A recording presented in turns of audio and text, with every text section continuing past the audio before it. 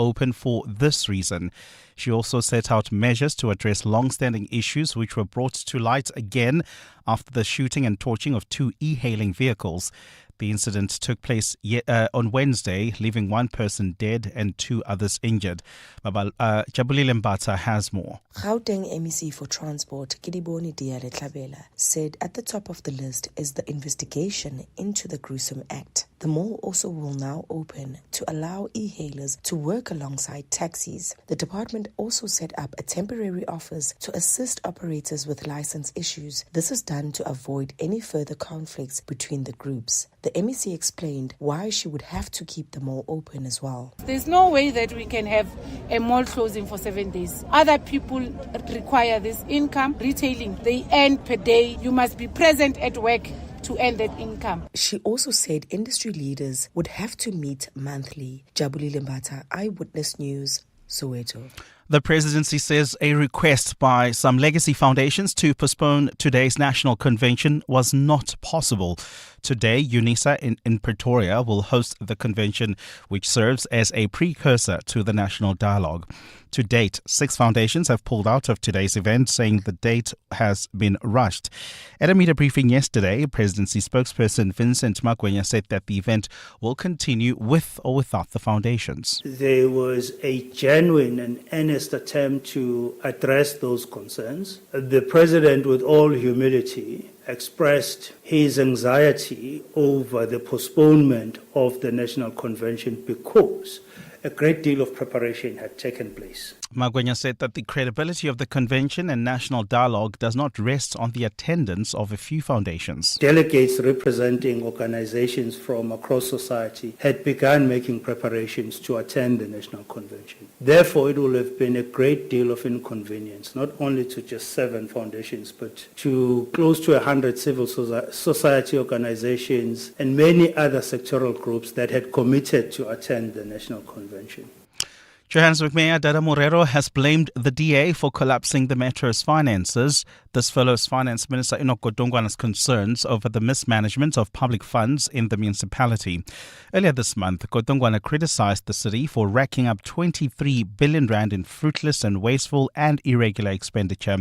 Addressing media yesterday, Morero stressed that the city's financial troubles have been building up for years. Alfara Mushwana reports. The DA governed Johannesburg from 2016 to 2019 and returned to power between 2021 and 2023. In the years between, the ANC held control through a coalition that included the EFF and the Patriotic Alliance.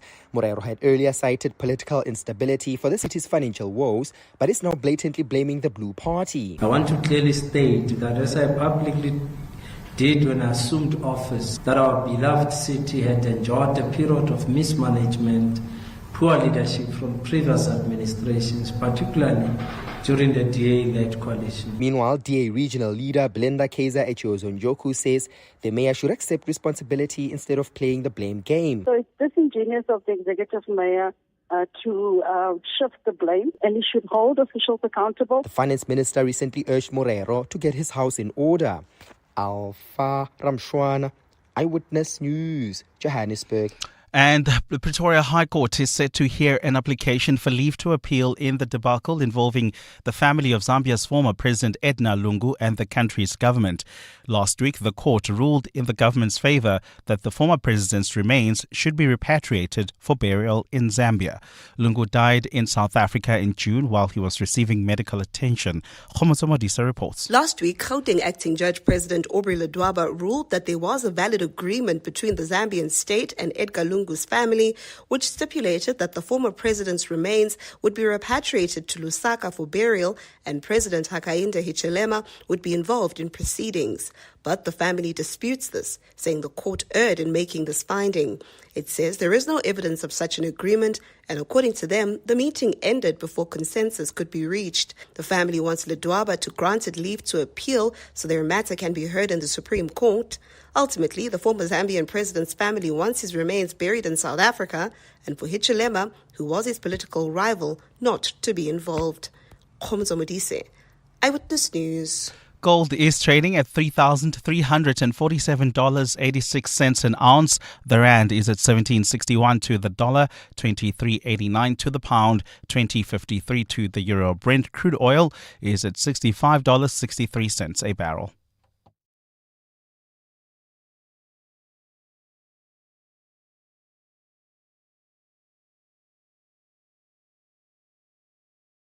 And in your sport, MTN8 semi-final first legs awaits us. Algorithm backs Liverpool to retain the Premier League title ahead of the season opener. Wallabies go for a 6-2 bench split for the Springbok Challenge, and the ATP to be sharing record profits. A partly cloudy Friday in store for Gauteng, Johannesburg starting at 6 degrees, peaking at 24, Pretoria 7 and 25, Vereeniging 4 and 24. The top story in EWN this hour, Gauteng Transport MEC Bongani has raised concerns that residents who want to remain protesting outside Maponya Mall are affecting the salaries of those who work there. EWN, in touch, in tune and independent. For the latest, visit ewn.co.za or download the EWN app. Gauteng's greatest awards of 702 and Yoko. Let's celebrate excellence, one vote at a time. Go to primediaplus.com now to vote for the finalist that makes Gauteng feel like home. This is Breakfast with Bongani Bingwa on 702. Let's walk the talk. It's 7 minutes after 6 o'clock. Welcome to 702 Breakfast on this 15th of August, the year of our Lord, 2025. Welcome one, welcome all. Are you in Benoni? Are you in Bedfordview? Are you in Boksburg? Are you in Davidson? Are you in Duduza? Are you in Kagiso? Are you in Walkerville? Doesn't matter. Wherever you are around 702 land, you are part of our informed community. Our mission is to tell you what's going on in the world. You tell us what's happening in yours. On our menu today, the political desk, we've invited Dr Ntsikelelo Breakfast, giving Sidi Madia a little break. We'll look at the week that was. So many stories top of mind in the news cycle, hey?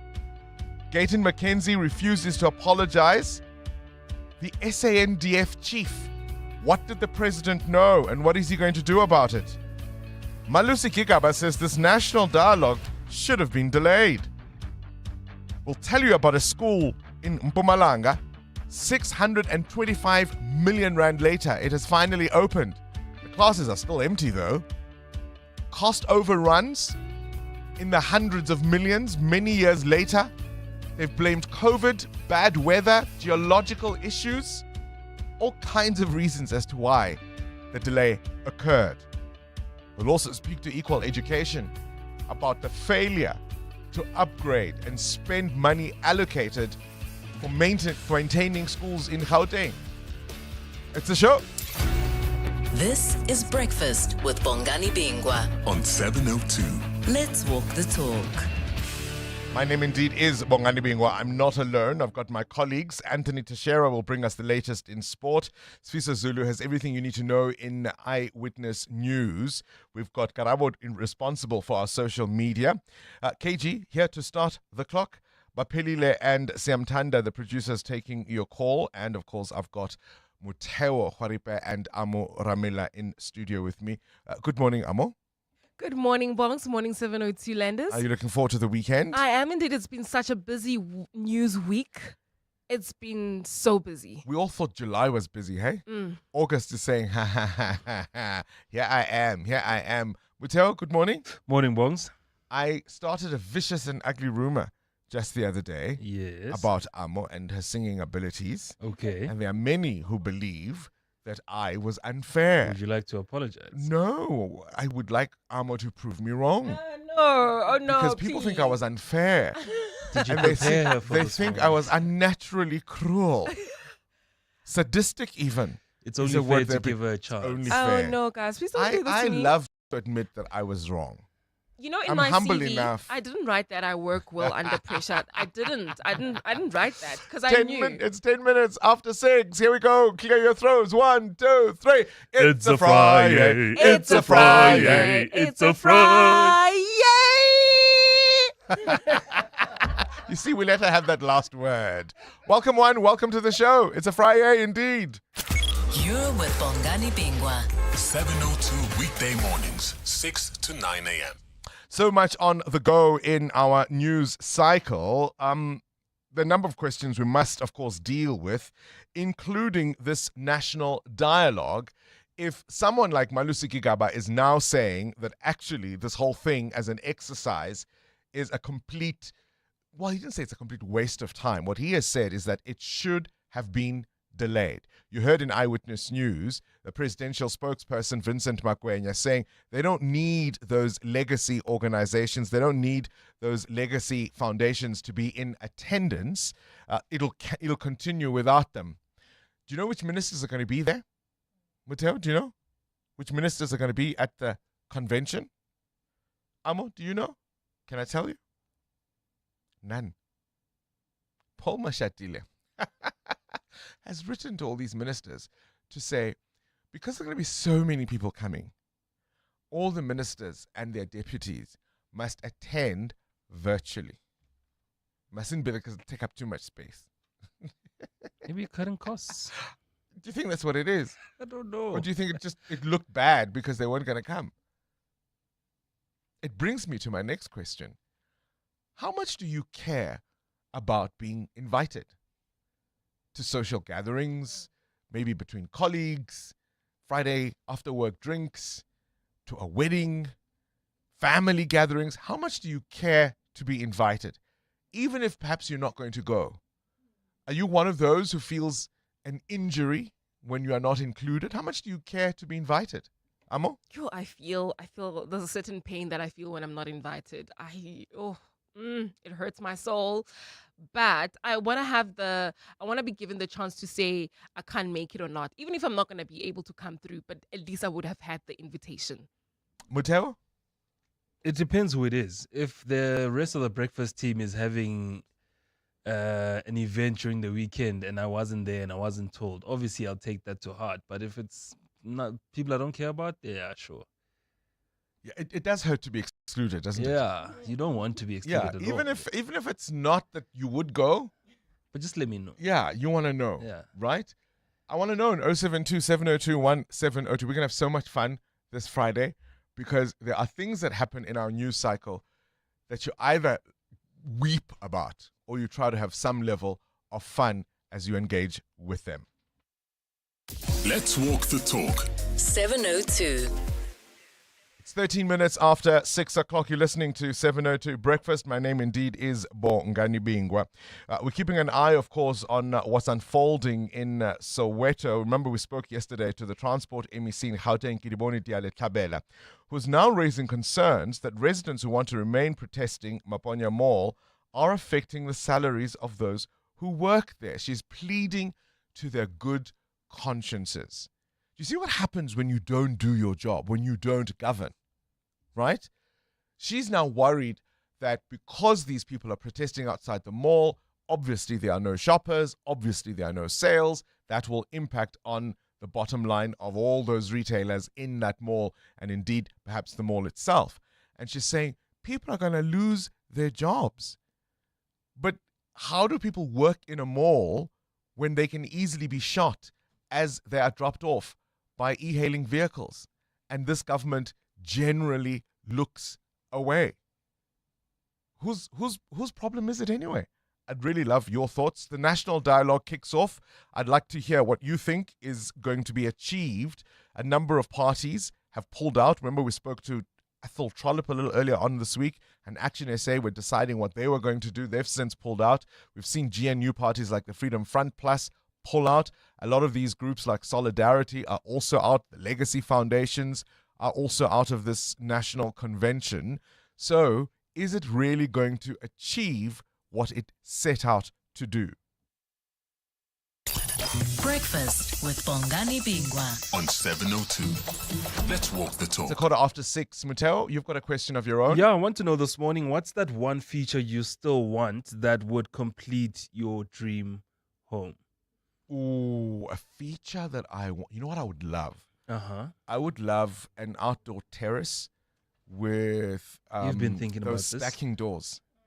an outdoor. I've got a little veranda stoop. Call it Okay. a stoop, and I'd love to just sort of close it off with those stacking doors. As an entertainer, And then you would be able to have another space to sit, even when it rains.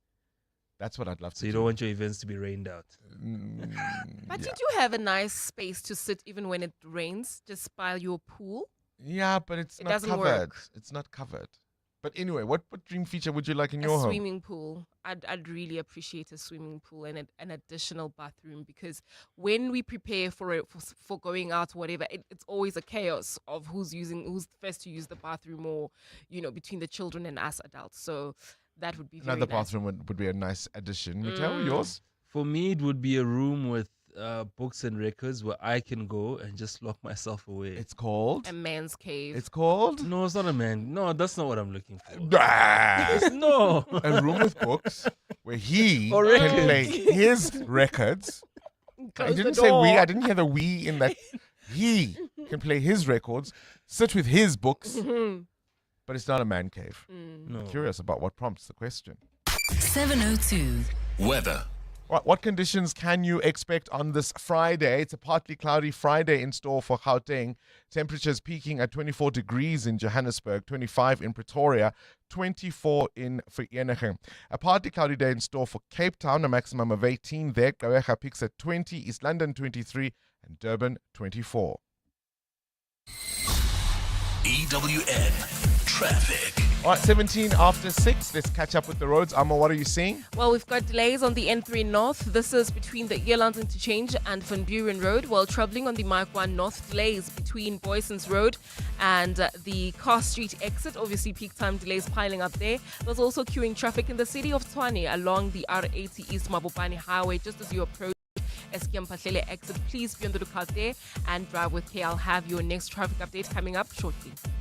There's more EWN on air, online, and on the EWN app.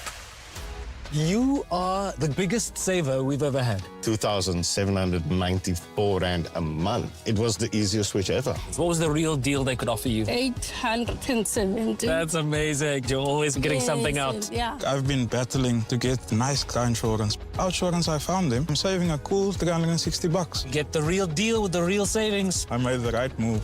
Go to outsurance.co.za now for a 10-minute quote that could save you thousands. Just phone Outsurance, get a quote and see what they can offer you. If you don't save that 321 like I did, you might say get a 500 or $1,000 back. Service and savings, you'll always get something out. How is it that Outsurance provided the solution for you? 918 Rand is what I'm saving. Incredible. What brought you and Outsurance together? 718 Rand. I end up saving. They gave you the real deal. It literally is the real deal. Go to outsurance.co.za now for a 10-minute quote that could save you thousands. Licensed insurer and FSP. T's, C's, and information online.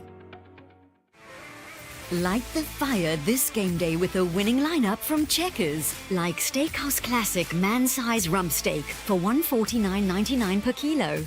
Dorsland Vors for $89.99 per kilo. And Steakhouse Classic man-size T-bone for $149.99 per kilo. Light the fires, South Africa, and let Checkers do the rest. Deals valid until this Sunday. Only at Checkers. My family's struggling with snotty noses and phlegmy coughs. Oh no! Have you tried ACC? ACC 600 is a convenient one-a-day effervescent tablet from 14 years of age, or now also in a no-water-needed, fruity-flavored sherbet-like granules that dissolve in your mouth. Ideal for the on-the-go adult. Ask for ACC 600 effervescent or oral powder at your nearest pharmacy to get rid of the snotties and flemmings. And trust, if it doesn't say ACC, it's not ACC. They opened their doors before sunrise, stayed up late, showed up. Now they've made it to the finals of Gauteng's greatest awards with 702 and Yoko because of you. But they're not done yet. Your vote that could make them Gauteng's greatest. Go to primediaplus.com now to cast it. Because support isn't just spoken, it's action. And your vote is a standing ovation for the Corner Cafe with the big dreams, the local legend who never gave up, the startup that's changing the game. Gauteng's greatest awards with 702, powered by Yoko. Let Yoko Counter fuel your business to greatness. Go to yoko.com to explore the new point of sale solution, saving hundreds of businesses time and money. 702. Add your voice. Have your say. Let's walk the talk. Hi, Bongani and team. This is Kagiso from Alberton. Your question on how much do I care of not being invited? Listen, the less invites I get, the better. I'm a homebody, so if I'm not invited, I'm actually happy. So yeah, thanks for a great show. Good morning, Bonks and the team, 702 Land. Bonks, I do care about being invited, because especially if it's work related, because not being invited can be hurtful and can impact your sense of belonging at work as well. It's Joel from Kempton Park. Have a splendid Friday. And I'm streaming live from Lusaka, Zambia. He never tells us what he's doing in Lusaka. I'm so curious. You know, maybe let's get a whole bunch of 702 landers to phone in and say, Joel, tell us what you're doing in Lusaka. Or maybe it's just none of our business. Start your day with Bongani Bingwa on 702. Let's walk the talk. 21 minutes after 6 o'clock, after a week of drama over the preparations to the build-up of the National Dialogue, the National Convention. So the National Convention is the talks about the dialogue. So the dialogue itself hasn't started. This is sort of still the preparatory phase. So the National Convention kicks off in Pretoria today. 1,000 delegates are expected. You remember, of course, those legacy foundations have since pulled out, but also a number of political parties are saying not for them this talking about our problems instead of actually delivering them. President Ramaphosa has played down the foundation's withdrawal, arguing the convention will go ahead as planned. The Thabo Mbeki Foundation issued a stinging statement, really dripping with scorn, I suspect from the pen of the former president himself, but I have no evidence of that. But their statement around this was absolutely dripping with scorn. But it goes ahead nonetheless. And some people are coming, some people are not. Today, the US President Donald Trump will meet his Russian counterpart Vladimir Putin in Anchorage in Alaska. It's their first meeting in 6 years. And part of what they'll be discussing is ways to end the war in Ukraine. It's a pivotal summit. But of course, what is difficult to understand is why it is the Ukrainian President Volodymyr Zelensky himself has not been invited. And he has said any deal made without Ukraine's involvement will be meaningless. So we've got these two scenarios. There's this national convention in Pretoria at UNISA, right? The Thabo Mbeki Foundation is not coming. Who's the chancellor of UNISA again? Thabo Mbeki. Isn't that funny? So they were invited. They're not going. Trump and Putin are meeting. Zelensky is not invited. You see why we're asking you? Do you care to be invited at these gatherings? And do you feel excluded when you are not? Are you one of those people who'll make a fuss if you have been left out? Devastating flash floods sweeping through India's Kashmir district, a region rather, and have left a trail of devastation in their wake. We think 46 people at least have lost their lives. We'll get more details about that story in the World View.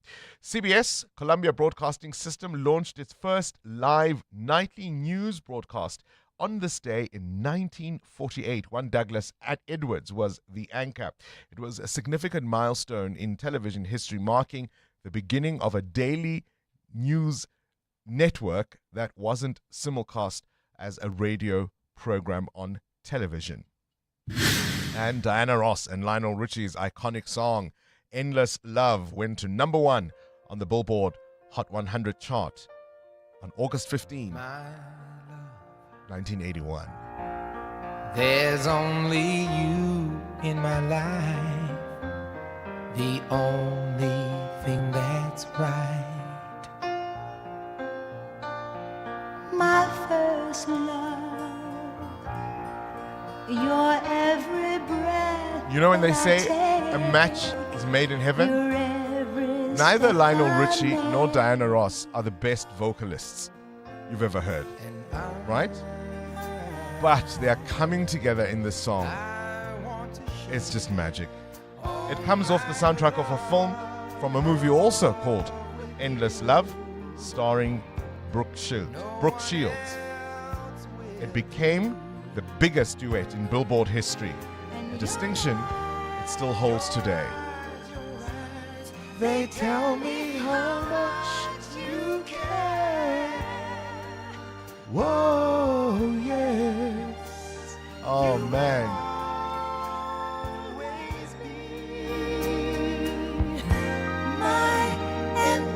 Love. 702. The newspapers. A very good morning to you, Sfiso Zulu. Good morning. Our news endless love. Oh, stop it. What's in the papers? I've got a question before I get into the story for you guys. Yeah. Do you use AI tools? Yeah. What do you use them for, mostly specifically? Work. Yes, yeah. because we read a lot of articles and data and all of that. Yeah, I've just found this cool feature on my phone. Right. It can turn a PDF document into a podcast. Oh, hectic. So if you've got a document and you want to listen to something, you don't have time to read it. Right. You can generate a podcast, an AI podcast, and it's makes it accessible in chatty conversational language. Right. And the reason why I'm asking is that it turns out that there is a potential risk of people becoming detached from reality because they are interacting more and more with these AI chatbots and all these AI For tools, personal right? use. For personal reasons. For an example, the Wall Street Journal conducted an investigation and it found thousands of conversations between people and AI chatbots, which leave people delusional sometimes. And They fall in love with the AI chatbot. well, there's that. But then here's an example that they also cite. This one guy ended up being hospitalized at a psychiatric center 3 times because he wanted AI to convince him that he can create a tool that can make him travel faster than the speed of light. And AI convinced him that, yes, of course you can. It encouraged him to a point that he suffered from psychosis and he had to be hospitalized at a psychiatric hospital. So this investigation by the Wall Street Journal shows that people are pushing it a little bit further. I They're wonder going if far. it wasn't AI, what else it might have been with that guy. Sounds like he's got other problems.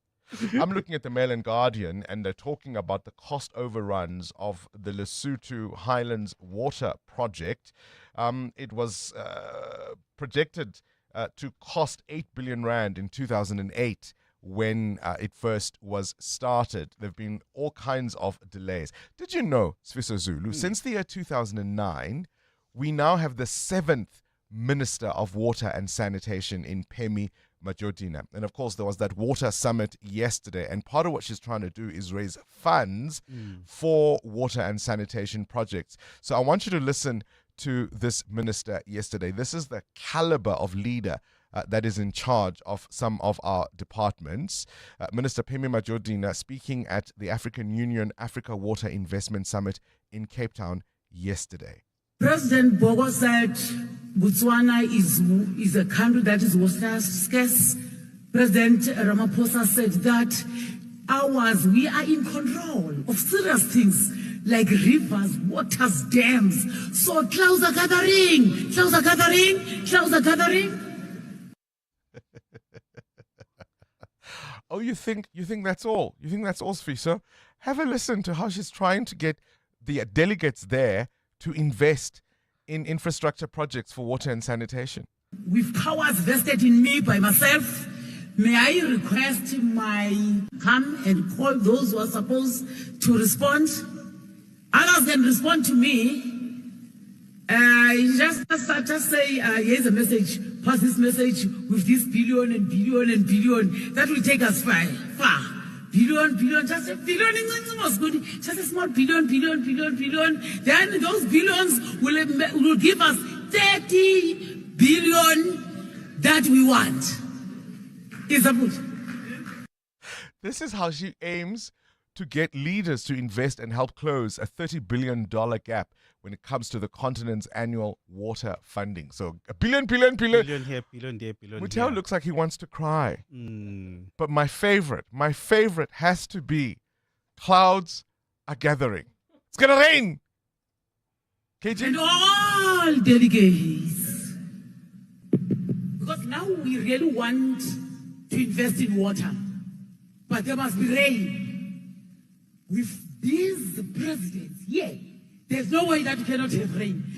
Clouds are gathering, clouds are gathering, clouds are gathering, clouds are gathering, clouds are gathering, clouds are gathering. It's raining, it's raining, it's raining, it's raining, it's raining. Tanya! That's all, okay.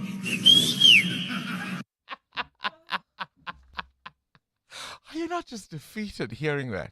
Eh? Clouds are gathering! Clouds are gathering! Zulu, those are the newspapers.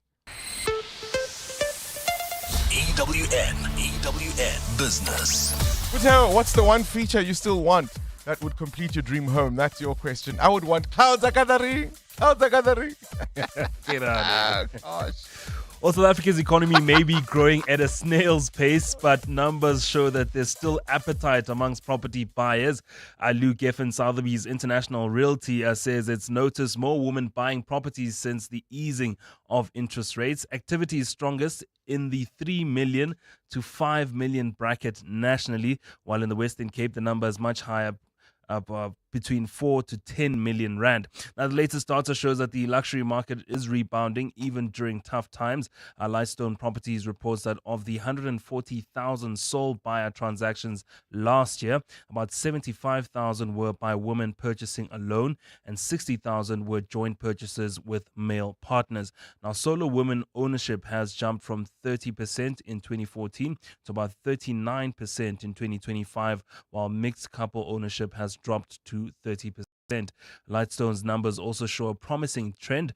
Nearly 50% of first-time buyers are aged between 30 and 45, while those under 30 account for 14%. Encouragingly, there are now more first-time buyers under 45 than repeat buyers. You indicated 17 Rand 58. The Rand is getting stronger this Gathering. morning against the US dollar. It's gathering. It's raining. 20 Rand 49 against the euro and at 23 Rand 81 cents against the British pound. Price of gold also in the green at $3,345 an ounce, or platinum is at $1,351. Brent crude at $66.74 a barrel. More business after 7. Let's go straight to the news desk. Fisa Zulu, good morning again. What do you have at this hour? Thanks, Bongani. Good morning. South Africa's Social Security Agency, SASSA, is urging its beneficiaries who have fallen victim of unlawful deductions on their grants to report the matter. In a statement, the agency confirmed they are aware of financial service providers who allegedly deduct money from their members. SASSA says beneficiaries have been complaining about the deductions as they have not authorized them. Agency spokesperson Andile Chona. The South African Social Security Agency has warned that deducting money from social grants beneficiaries without their consent is unlawful. These range from funeral policies to life policies, and some beneficiaries say they did not sign up for them. Saldanha Bay residents say true healing for the community can only come if 6-year-old Jocelyn Smith is found. A year and a half after her disappearance, the Western Cape High Court granted state witness Laurentia Lombard immunity from prosecution while refusing leave to appeal for her 3 co-accused convicted of kidnapping and trafficking the child. Judge Nathan Erasmus said Lombard's testimony was crucial to securing convictions, despite residents feeling that justice remains incomplete. One resident in Saldanha Bay says the case has left many unanswered questions. They will heal if they found that poor child still alive. Main thing is they must find Jocelyn, the small child, and the community will be satisfied. And US and Russian officials will meet in Alaska ahead of a highly anticipated meeting between President Donald Trump and Vladimir Putin. The pair will meet for the first time in 6 years as Trump tries to enact a key campaign pledge to end Russia's war in Ukraine. The US president, who has portrayed himself as a global peacemaker, hopes to leverage his personal relationship with Putin to achieve a ceasefire breakthrough where others have failed. Ukraine's leader Volodymyr Zelensky has been excluded from the talks and warned that any resolutions made in his absence will be meaningless. Partly cloudy Friday in store for Gauteng. The temperatures are at lows of 4 and 7 degrees, peaking at highs between 25 and 26. And in the traffic, we've got delays on the Mike 1 North. This is between Boyson's Road and the Car Street exit while traveling on the N3 North. More traffic volumes between the Airlines Interchange and Van Buren Road. The top story this hour, SASSA is urging its beneficiaries who have fallen victim of unlawful deductions on their grants to report them. 702 delivers on the matters that matter to you. Hi 702 Land, I'm Palesa from Waterfall. I love 702 because it's an inclusive station. It prioritizes inclusion. It has some of the best award-winning broadcasters in this country, and they walk the talk. Thank you for sharing your thoughts. so we can deliver more on what matters to you. 702 listens. Let's walk the talk.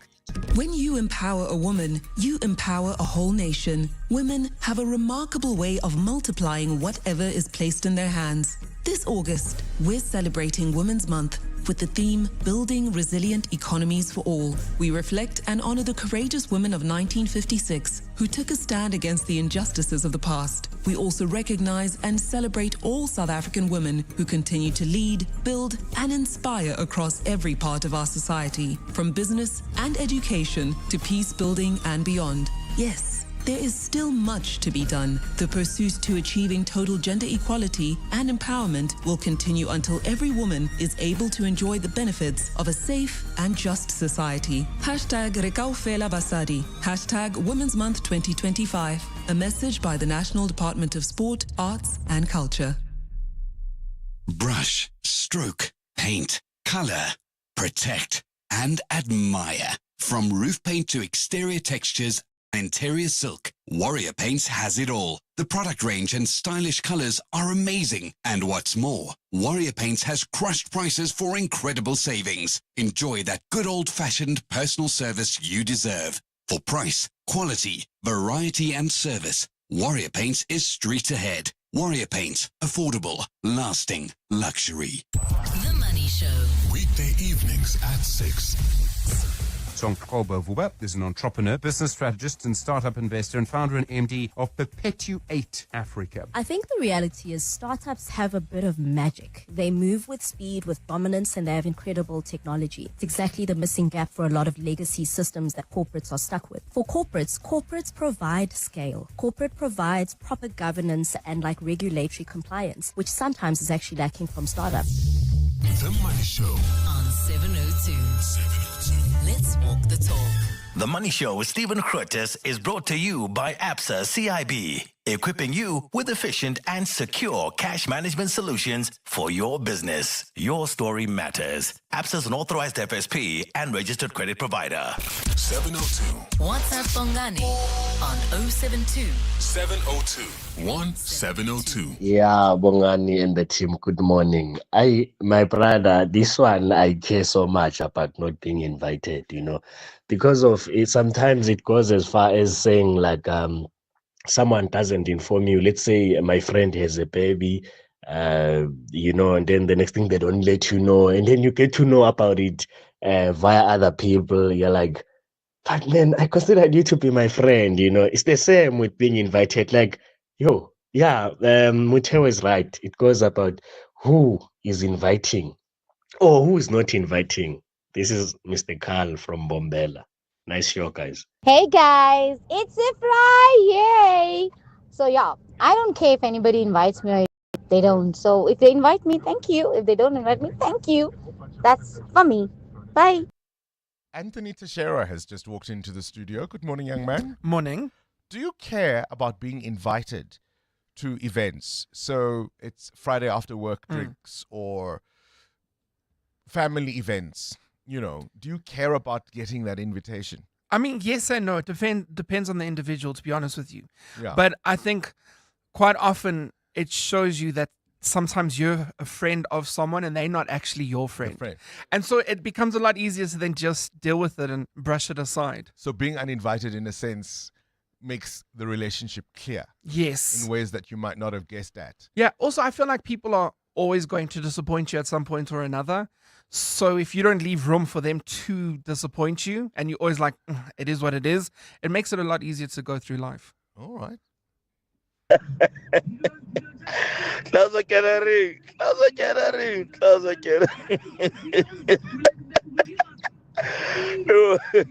Morning, Bongani, to listeners. Yeah. Mozi Israel, thank you. EWN Sport. 22-7, if you've just joined us and you're wondering what on earth that was all about, I might play one or two more. We played you clips from the Water Summit in Cape Town yesterday. The Minister of Water and Sanitation, our 7th, by the way, in that department. We've had a number of directors general, I think 11 or 12 or something, since 2009. Just trying to raise billions. And so with all these presidents, I wonder if the president cringes at these things. She says, Clouds are gathering. Anyway, I'll play some of that if you missed it. But indeed, Anthony Teixeira, clouds are gathering. Clouds are gathering. It's the MTN semi-final. Yeah, it is indeed the MTN 8 semi-final first legs a Saturday afternoon. A sold-out Orlando Stadium will see defending champs Orlando Pirates welcoming Mamelodi Sundowns. Bucks boss Adeslam Owadu is under pressure as he's overseen a shaky start to the Betway Premiership following back-to-back losses, although he feels there's some positives. We have tried to play some speed football, good organization, compactness, and we have seen it. A lot of interesting things from our players. And to be honest, if we go deep in terms of the result, we can be disappointed as well. And I can understand the disappointment of the fans. Then last season's losing finalist Stellenbosch will be meeting Sekhukhune United. Downs confirmed the departure of Neo Mayema after 4 years and 120 appearances. During his stay, he won the league each of those years, as well as an MTN 8 Nedbank Cup title. Newcastle have agreed a £40 million deal for Jacob Ramsey from Aston Villa. He's made 167 appearances for Villa since making his senior debut, netting 17 times. Those Premier League rivals will be meeting Saturday lunchtime in their opening league game, all ahead of the new Premier League season. Opta's algorithm believes that Liverpool are favourites to go back-to-back for the first time with a 29% prediction. Elsewhere, Arsenal are likely to be their main challengers, while City are tipped to finish third. Meanwhile, newly promoted sides Burnley, Leeds and Sunderland are expected to have a tough season and head back down to the Championship. In rugby, the Wallabies have recalled James O'Connor for the first time in 3 years for the Rugby Championship opener against the Springboks. The last cap came 3 years ago against Argentina in a loss. Joe Schmidt opted for a 2 bench split for the Ellis Park Test. He brings a lot of experience, and it's probably fortuitous because our initial thought was going with Ben Donaldson, who'd spent more time with us, obviously. But we felt that James was best served, and the team was best served by James getting enough reps during the week and having the time. So he's pretty excited about that opportunity. Switching to tennis, Yannick Sinner dismissed Felix Auger-Aliassime to advance to the Cincinnati Open quarterfinals. 7th seed Holger Rune dumped out, while the women's quarterfinals will be headlined by Coco Gauff against Jessica Pegula. And the ATP confirmed that the men's players will be pocketing a record $18.3 million in profit-sharing bonuses from the 2024 season. Anthony Teixeira, Eyewitness News Sport. The brainy kids of the Whiz Quiz on 702. Good morning, Uncle Bongani and team. My name is Oratile Tolo. I am 13 years old and I'm a grade 8 learner at Kuroville Geyava. I want to be a professional football player and a judge so that if I get hurt in my football career, I can still become a judge and retire anytime I want. Oh, my lord, will you get 10,000 rand, your worship? 702. Coming up at 7:15, the big interview. EWN Traffic. Straight to traffic now. We go 16 to 7. More, what's happening on the roads? Well, Bongani, we've got peak time delays on most routes this morning. If you are leaving Naturena towards... Oh, that happens to the best of us. So glad when it happens to somebody else because it's always me. Right, so if you're leaving Naturena towards the Deep Blue interchange, do expect some delays there. There's also queuing traffic on the Maikwa North between Boysons Road and Carr Street, while heading towards Edenville. Delays on the N3 North between the Elands interchange and the Kilulis turn off.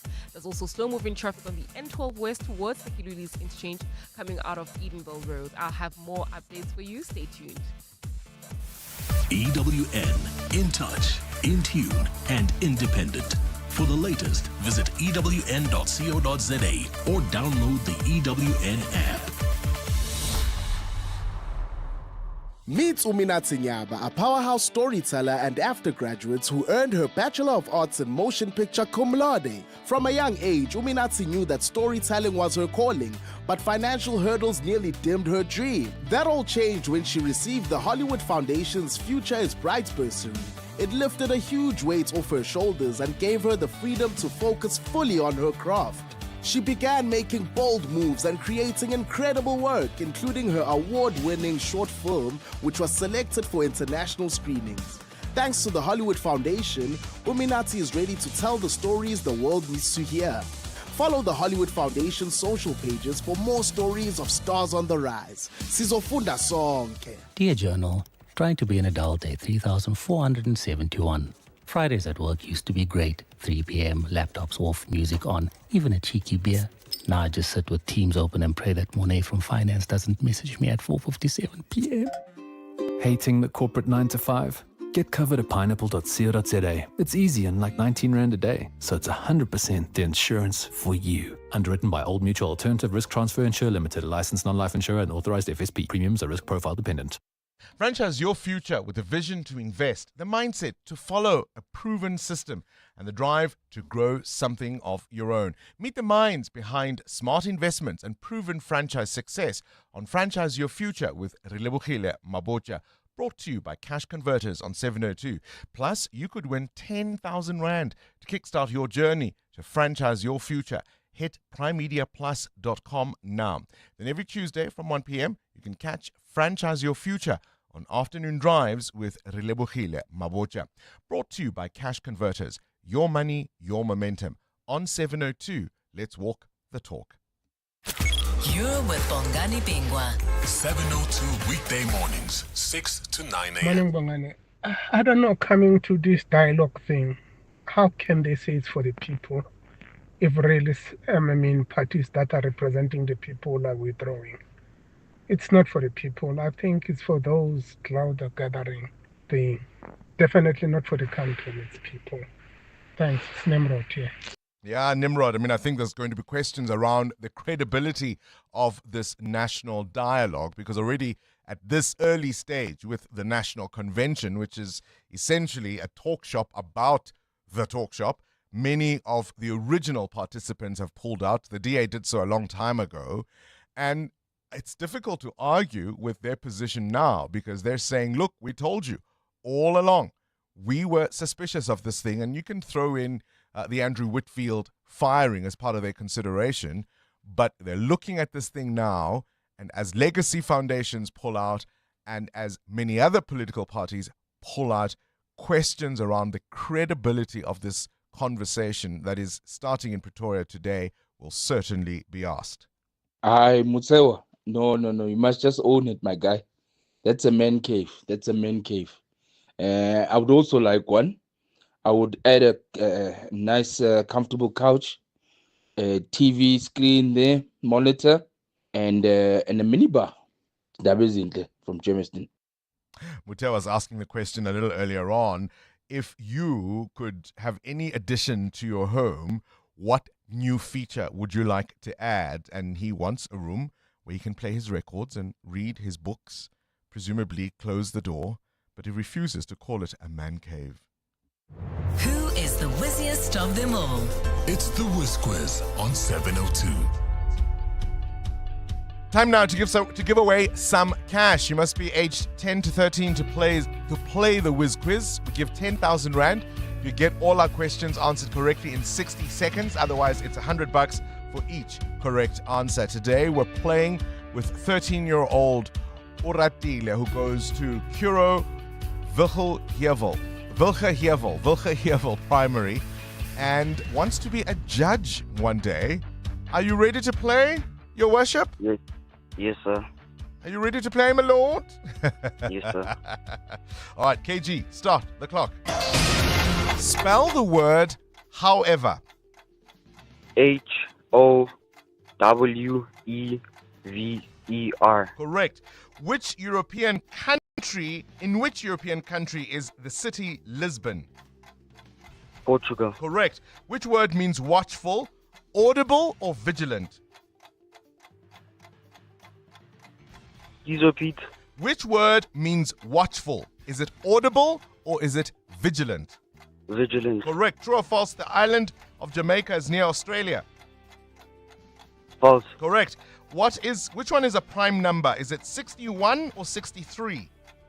63. It's 61. What sport does Nadine Roos play for South Africa? Cricket or rugby? Cricket. Rugby. Complete the title of the animated movie The Guardians of the what? Galaxy. Correct. What beginning with C is the distance around the edge of a circle called? Centimeter. The circumference. The circumference is what we were looking for there.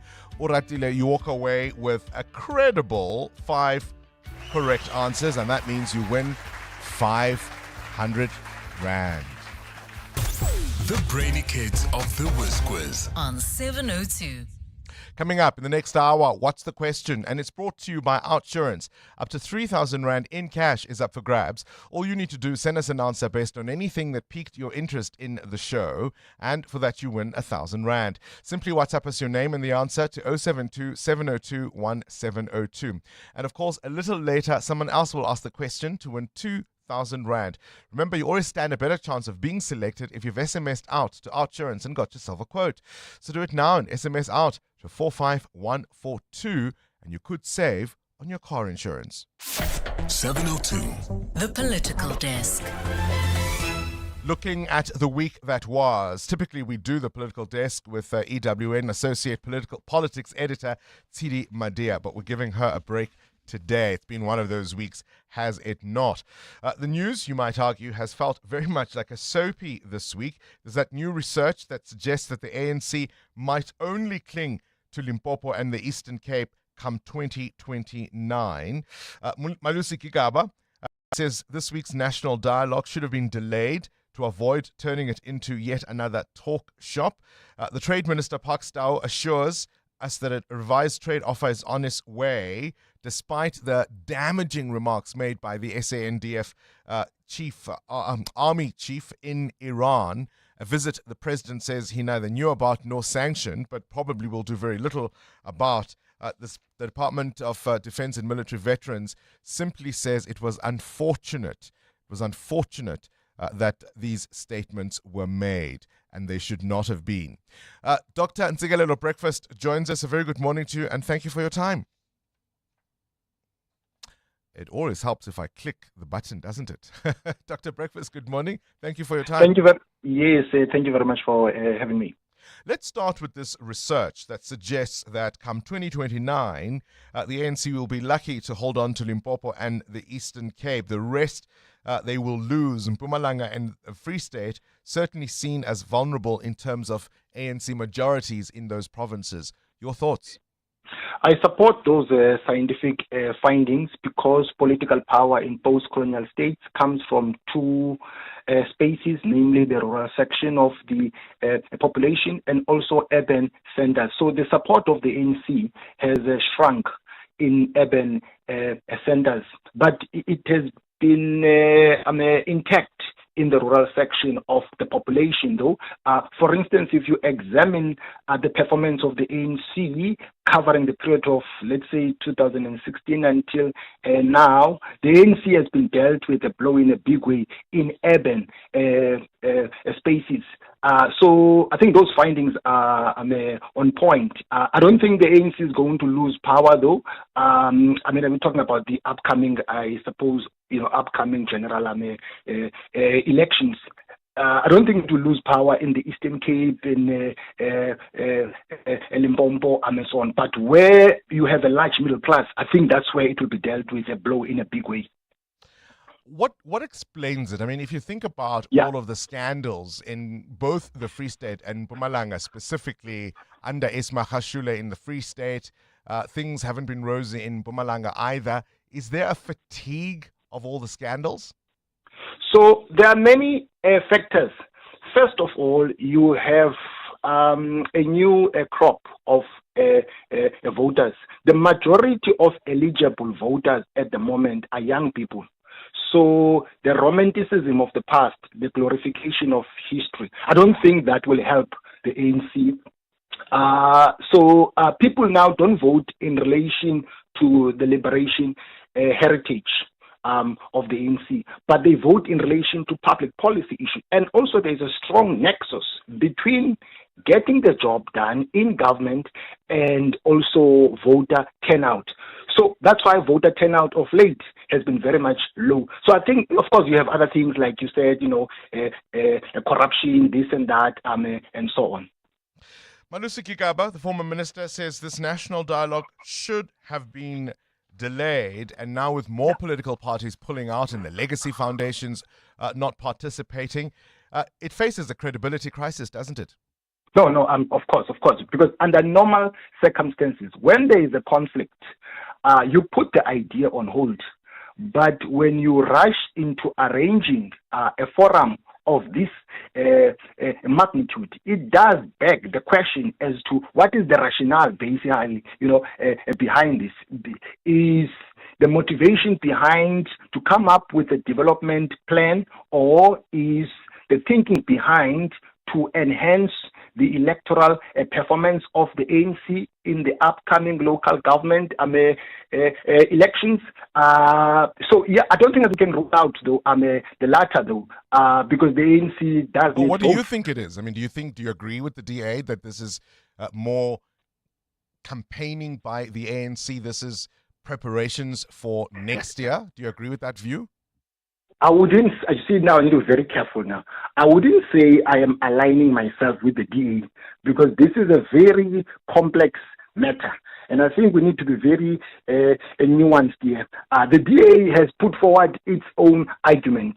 So I don't want to come across... No, I understand. I'm not couching it as merely in support of what the DA... I'm saying, do you agree with what they're saying? Do you also look at this and think it's campaigning for what is going to be an election next year? I think there is more to it than meets the eye.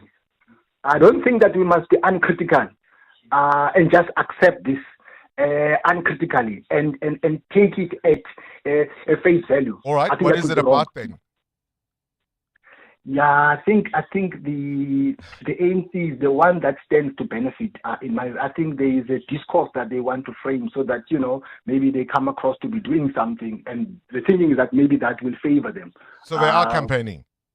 All I can say is that I don't think that this is done in good faith, because we have policy documents that we can pull out and plug them in. What we need to do in this country just to get the job done. All right, let's talk about Minister Gayton McKenzie. He's offered all kinds of explanations for the racist tweets, initially saying that he'd been hacked by AI. People were using AI to hack his tweets. Now he's just plain and simple refusing to apologize. Your thoughts? Look, I mean, this is a very complicated issue, but the mere fact that you are asking me this question signifies that race is a central way of examining things in the body politic of this country. I think the past is still with us, and the worst part of it is that, his party has been doing very well, and it might be affected by this. I don't think that he should have said what he said. Of course, I mean, that was a different epoch. But I think it will be wise for him just to maybe apologize, because the assertion that people saw on Twitter is quite harmful. How does the president respond to all of this? Does he leave it alone because the Patriotic Alliance is a different political party? Let them do the damage to themselves? How does this president sit comfortably with a minister who has uttered statements like this or written statements like this publicly?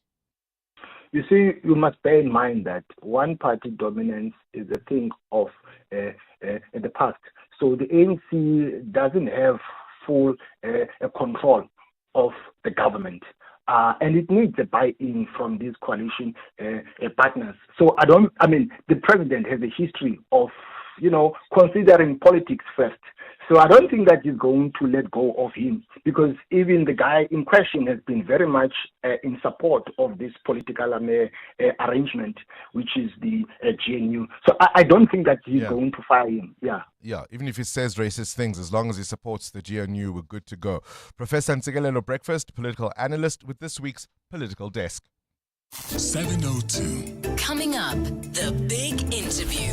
How much are cost overruns when it comes to infrastructure projects used by politicians as slush funds and opportunities to loot? Up next, we look at education and the failure to keep up with infrastructure imperatives. That's all to come after this Eyewitness News, brought to you by Khalix. Khalix, for the businessman who knows what he wants. This is EWN. The Transport MEC tries to persuade Soweto residents to keep Maponya Mall open, and the Presidency says action will be taken against the SANDF chief for remarks he made in Iran. Good morning, I'm Sfiso Zulu. Gauteng Transport MEC Kidiboni Diale-Tlabela has raised concerns that residents who want to remain protesting outside Maponya Mall are affecting the salaries of those who work there. After her meeting yesterday with industry leaders, she said that the mall would have to remain open for this reason. She's also set out measures to address long-standing issues which were brought to light again after the shooting and torching of 2 e-hailing cars. The incident took place Wednesday, leaving 1 person dead and 2 wounded. Jabulile Mbata has more. Gauteng MEC for Transport Kidiboni Diale-Tlabela said at the top of the list is the investigation into the gruesome act. The mall also will now open to allow e-hailers to work alongside taxis. The department also set up a temporary office to assist operators with license issues. This is done to avoid any further conflicts between the groups. The MEC explained why she would have to keep the mall open as well. There's no way that we can have a mall closing for 7 days. Other people require this income. Retailing, they earn per day. You must be present at work to earn that income. She also said industry leaders would have to meet monthly. Jabulile Mbata, Eyewitness News, Soweto. The Presidency has not decided on appropriate consequences for the SANDF's chief's ill-advised comments during a recent visit to Iran. Earlier this week, South African National Defence Chief Ruzani Maponya travelled to Tehran, where he reportedly said South Africa and Iran must strengthen political and military ties. His comments have not gone down well in Pretoria, with the Presidency and the Department of International Relations issuing a sharp rebuke of Maponya for overstepping his role. Tabiso Goba reports. The Presidency says the Army Chief has the authority to travel to foreign countries and discuss military-related matters. However, it says Ruzani Maponya's comments in Iran went beyond that and into foreign policy. At a media briefing in Pretoria yesterday, Presidency spokesperson Vincent Magwenya says action will be taken against the Army Chief. With respect to DA calls for a court-martial, it's also difficult to speak to. One will have to look at really what constitutes the sort of grave nature of charges or accusations that will require a court-martial. Magwenya says President Cyril Ramaphosa will be meeting with the Army Chief over the next few weeks to get a report on his trip to Iran. Tabiso Goba, Eyewitness News. Johannesburg Mayor Dada Morero has blamed the DA for collapsing the metro's finances. This follows Finance Minister Enoch Godongwana's concerns over the mismanagement of public funds in the municipality.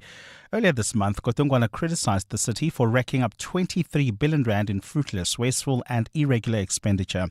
Addressing media yesterday, Morero stressed that the city's financial troubles have been building up for years. Alfara Mushwana reports. The DA governed Johannesburg from 2016 to 2019 and returned to power between 2021 and 2023. In the years between, the ANC held control through a coalition that included the EFF and the Patriotic Alliance.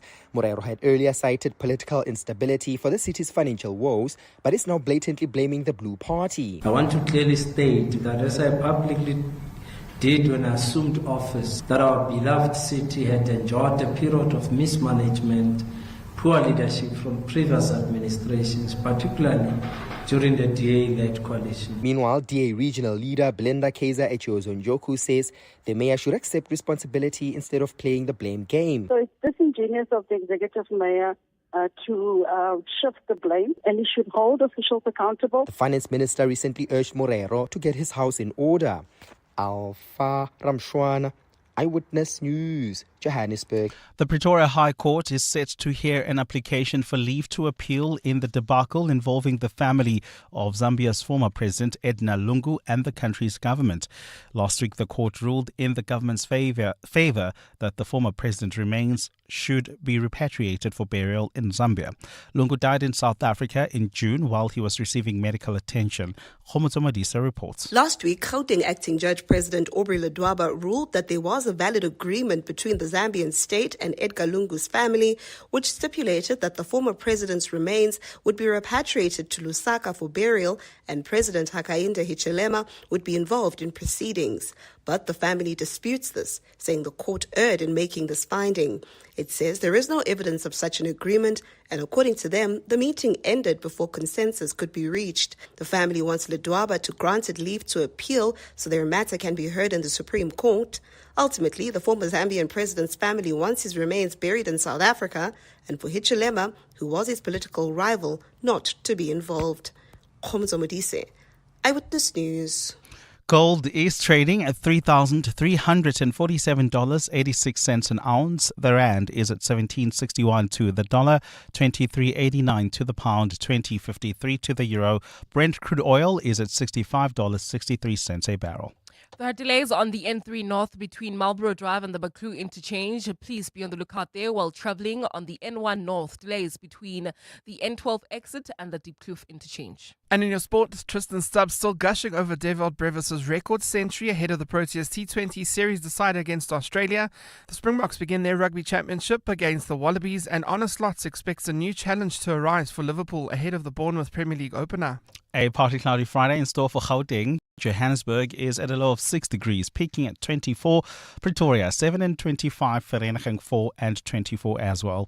The top story in EW and the Sawa, Gauteng Transport MEC Kidibone Diale-Tlabela has raised concerns that residents who want to remain protesting outside Maponya Mall are affecting the salaries of those who work there.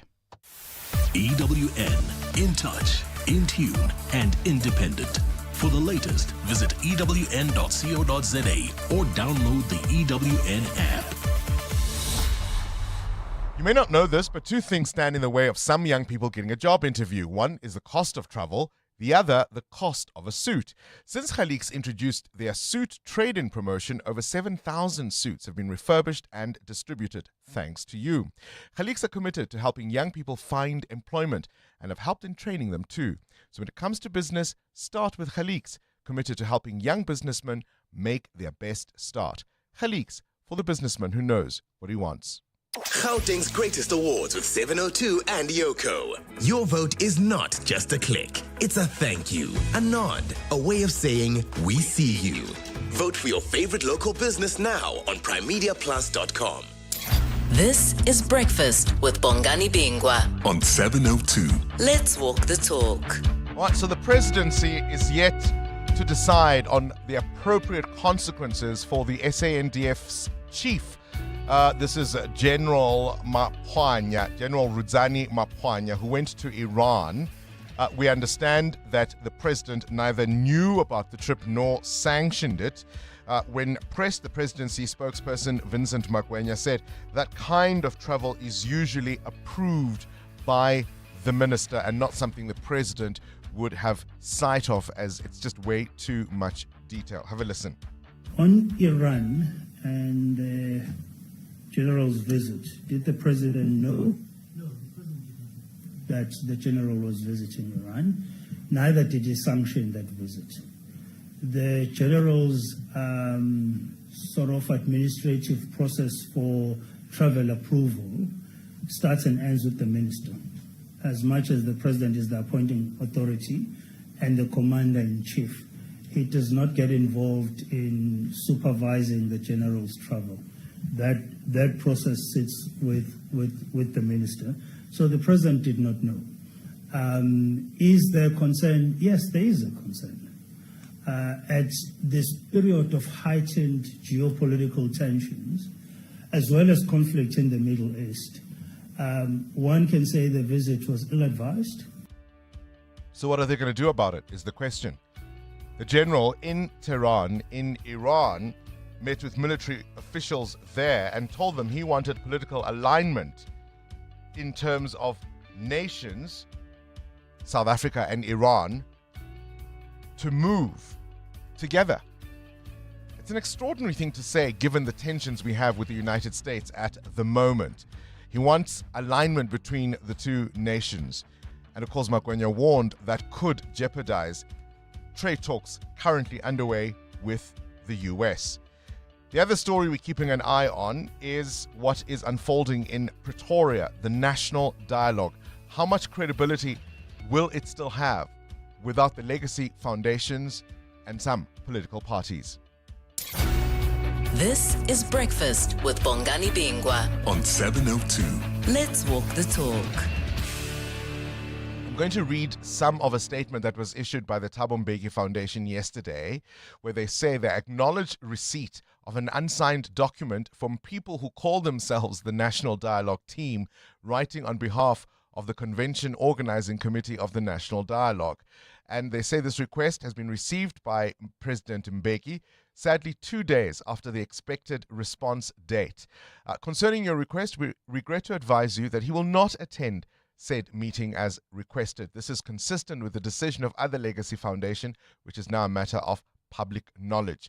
The reason for this is simple and straightforward. The assertion that the meeting at UNISA is the national convention of the National Dialogue is not correct, they say. The forthcoming 15-16 August meeting at UNISA is not the first national convention of the National Dialogue.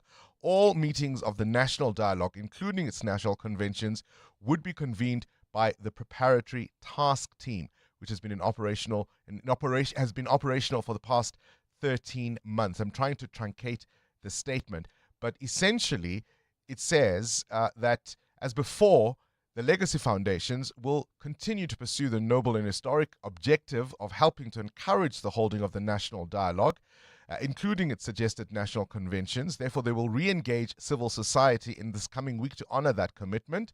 As they do this, they will abide by ethical prescripts. They must always be honest and truthful in their interactions with the people. They must remain loyal to the perspective of having a truly citizen-led national dialogue. And essentially what they're saying is, you can call this whatever you want. It's not a national dialogue that we are a part of. The real national dialogue, which we've been preparing for the last 13 months, will continue. So in a sense, Thabo Mbeki Foundation is saying, no, we'll continue without you, the state. It really is unbelievable. You're with Bongani Bingwa. 702 weekday mornings, 6 to 9 a.m. Now, yesterday in Cape Town, there was the African Union Africa Water Investment Summit that happened in Cape Town. And in attendance was, of course, our President Cyril Ramaphosa, because it all happens under the chair of South Africa and the G20. So he was the summit host. There was also the President of Senegal, Paul Kagame's Rwanda's Paul Kagame was there. João Lourenço, the President of Angola, the President of Mozambique was there, the President of Botswana, President Boko was there, President of Tanzania, William Ruto from Kenya was there, the President of Zambia, the President of the Gambia. So there it was, on stage, all these presidents from key African countries, part of this water summit. And for those of you who missed it, speaking at that very summit, the Water and Sanitation Minister, Phemi Majodina, called on Africa to take control of its resources and to secure the continent's water future. President Boko said Botswana is a country that is water scarce. President Ramaphosa said that we are in control of serious things like rivers, waters, dams. So clouds are gathering, clouds are gathering, clouds are gathering. She called on African leaders to invest to help close that $30 billion gap in terms of the continent's water funding. This is how she did it. With powers vested in me by myself, may I request come and call those who are supposed to respond? Others can respond to me. Just say, here's a message, pass this message with this billion and billion and billion. That will take us far. Billion, just a billion, just a small billion. Then those billions will give us 30 billion that we want.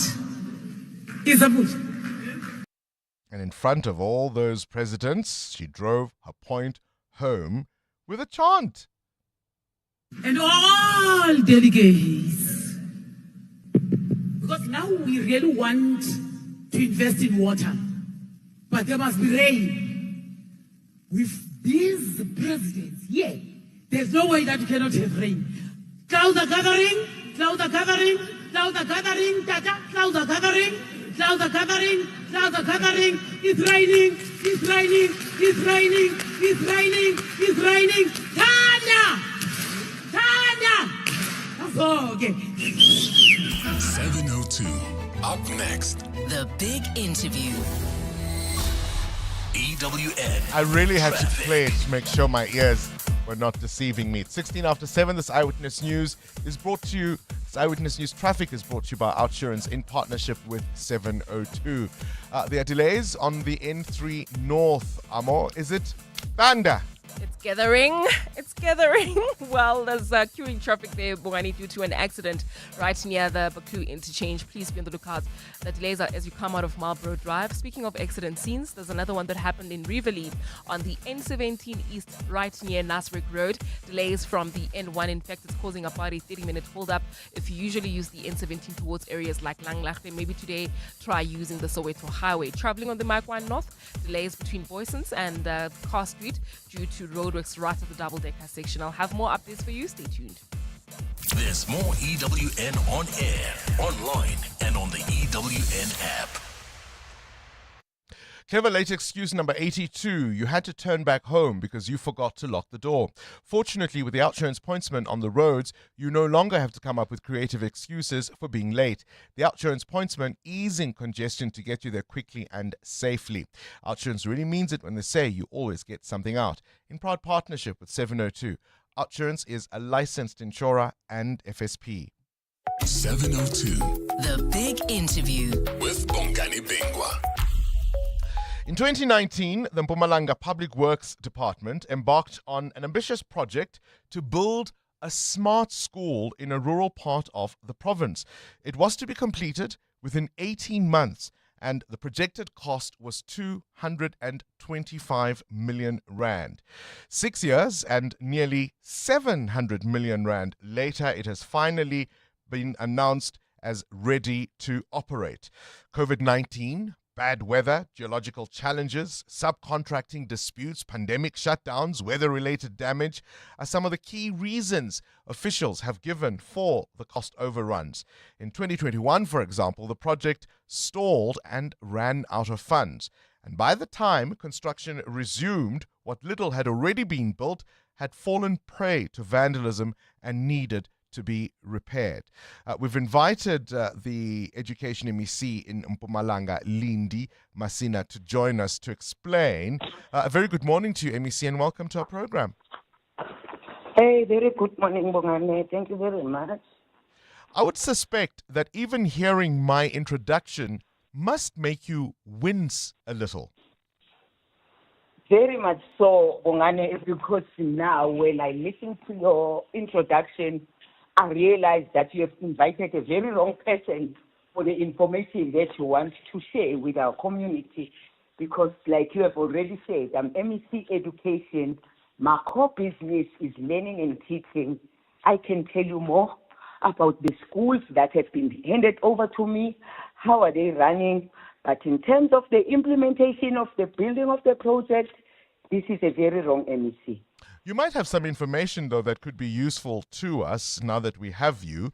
For example, I would expect you to know what the total cost of the project has been thus far.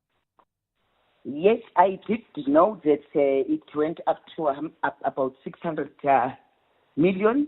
But of course, the glitches and the issues along, the technicalities along, those are the real issues for the Department of Public Works. No, I understand. I understand. No, I appreciate that clarification. I'm just saying, now that you are here, maybe you can give us one or two things that you do know. So the cost so far is how much? Bongani, please, I'm begging you. You know, I've taken this, interview because I thought in the main the interview was based on the functionality of the boarding schools or the schools across the province. Yeah. But in terms of the implementation of any of the building of the schools, I might mislead you, I might give you the wrong information. Hence, I'm requesting that information can be solely sourced from the Department of Public Works. So you can't commit to a number of how much it has cost No. so far. Okay. No, Is not at the all. work completed? Can you tell us that? Yes, the work has been completed. As we speak, the learners are learning, the teachers are teaching. We have been handed over the school by the Department of Public Works now that the children have been placed since the 19th of July. When the school resumed on the 22nd of July, the classes, the teaching and learning took place at that particular school. That I can confirm. What's the capacity of the school? Do you know? Yes, it's about 1,200. It can accommodate 1,200 learners. But at this present moment, I can confirm that we have accommodated 425 learners, out of which they were coming from the schools that were closed, those farm area schools that were not, viable enough for learning and teaching to take place effectively. The department took a decision that we are going to close those schools so that at least they can be accommodated in that boarding schools. And of course, now that the period of registration is taking place, we are going to accommodate more learners, especially those that will be coming from those disadvantaged areas. Do you know how many teachers you have at the school? Right now, we've got 425 learners. Teachers, do you know how many teachers you have? Yeah, I think teachers, they are 19, if I'm not mistaken. I can just safely confirm that, but I think we've got 19 teachers. All right. I suppose part of the reason we wanted to speak to you, and I know you probably won't want to answer this, but let me ask it anyway, is that when we hear about these kinds of projects, no doubt as MEC for Education, you would want these projects to be completed on time. You would have wanted those kids to be in those classrooms really from 2019 when this school was projected to have been completed. The concern we have, MEC, is that often these inflated projects run into political slush funds. And people look at a project like this, and for all the glowing reviews you may have of it, and people shake their heads and they say, how is this not yet another example of politicians eating? What's your response to that? Politician eating what? Public funds. I have no idea of any politician eating public funds. So it will be very much unfortunate of me to say comment on any matter of that nature. However, as an MEC for Education, like you have correctly said, it would be my view and my firm view that for every, a project of this nature where we are building the school for our learners, it will be our firm view that at a specified time that they will be ready, they should be ready. However, personally or as a department, we might not have, a power over the challenges that the technicians or the department might be experiencing in terms of making sure that the particular project is completed at the particular time that has been agreed upon. But of course, it is our firm view that when the time is being given, those projects must be handed over to us for us to continue with our teaching and learning. Appreciate your time, Education MEC in Mpumalanga, Lindy Masina. 702. The Big Interview with Bongani Bingwa. Listening to that interview is Ayanda Sishi Wigzel, who is a communication manager for Equal Education. Ayanda, we've invited you to be part of this conversation because you look at issues more broadly. And although we started with Mpumalanga as an example, there are many other provinces where things are equally as troubling. I mean, this particular example of the Mkhondo School, I mentioned all the reasons given for the delays. At some point, the project was paused because they had to wait for water licenses from another project, from another province, KZN specifically. And I'll start with a question I ended off with the MEC inflated projects often turn into slush funds for politicians. People will say, when something like this happens, it's difficult not to believe it's not yet another example of politicians eating. Good morning to the listeners of Radio 702, and good morning to you, Bongani, and thank you for this opportunity for giving us this interview. The reason why I'm sounding this perplexed is because I'm trying my best to not be shocked by what I've heard coming from the MEC. But just to say that there is corruption across the country. It's endemic when it comes to these kinds of projects, and so we can't say that the Department of Basic Education is removed from that corruption. Although we will say that at this point in time, it's alleged because we have not seen any evidence. But when you look at the numbers, especially when it comes to these inflated projects, the missing funds that are taking place, the fact that it took years almost for these schools to be built, you often wonder, what happens to those funds that were allocated? Where is the money going to? The fact that more money has to be poured in, but there's no accountability as to why it is that there was money that was lost in the beginning, at the start of these projects, when the budgets is being allocated for these different schools. Of course, we are happy that schools are being built, but they need to be built at a larger rate, and make sure that the money that we are putting in is actually used for the public good. Yeah, I mean, think about this, R500 million in addition to the projected costs at the beginning. How many more schools might have been built with that money that has gone into escalations for this one? Let's talk Gauteng now. For example, I can think of 7 schools that remain incomplete in this province, despite almost R1 billion being spent on those projects. How do you interpret that as equal education?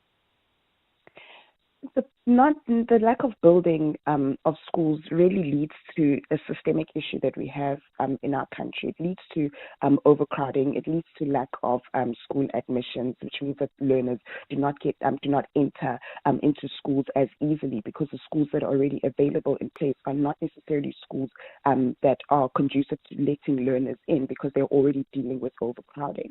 So in Gauteng in particular, but I won't speak necessarily about Gauteng, but just focusing on the overcrowding issues that are taking place in the Gauteng province. We have schools that are built in order for them to hold a certain number of capacity of learners, right?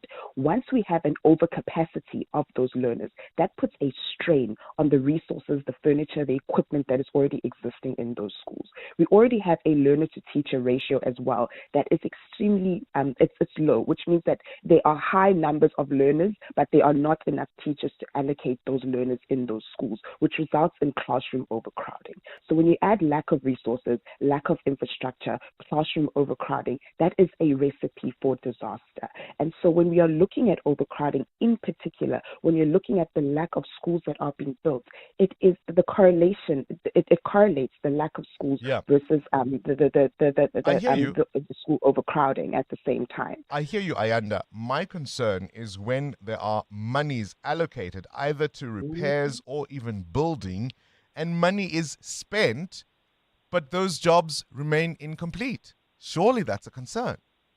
It is a huge concern, especially because we have the Public Management, the Public Financial Management Act.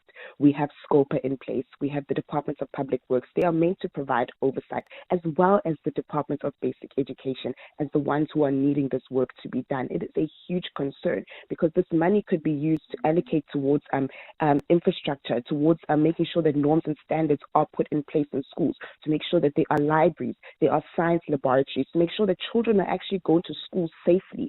So these monies that are being allocated are not being used for the public good, which means that it is not being allocated to where it is supposed to be going, to the schools, to the learners, to the children. If you look at the cost of the cost that the Department of Basic Education, especially in the provinces, are meant to pay per learner.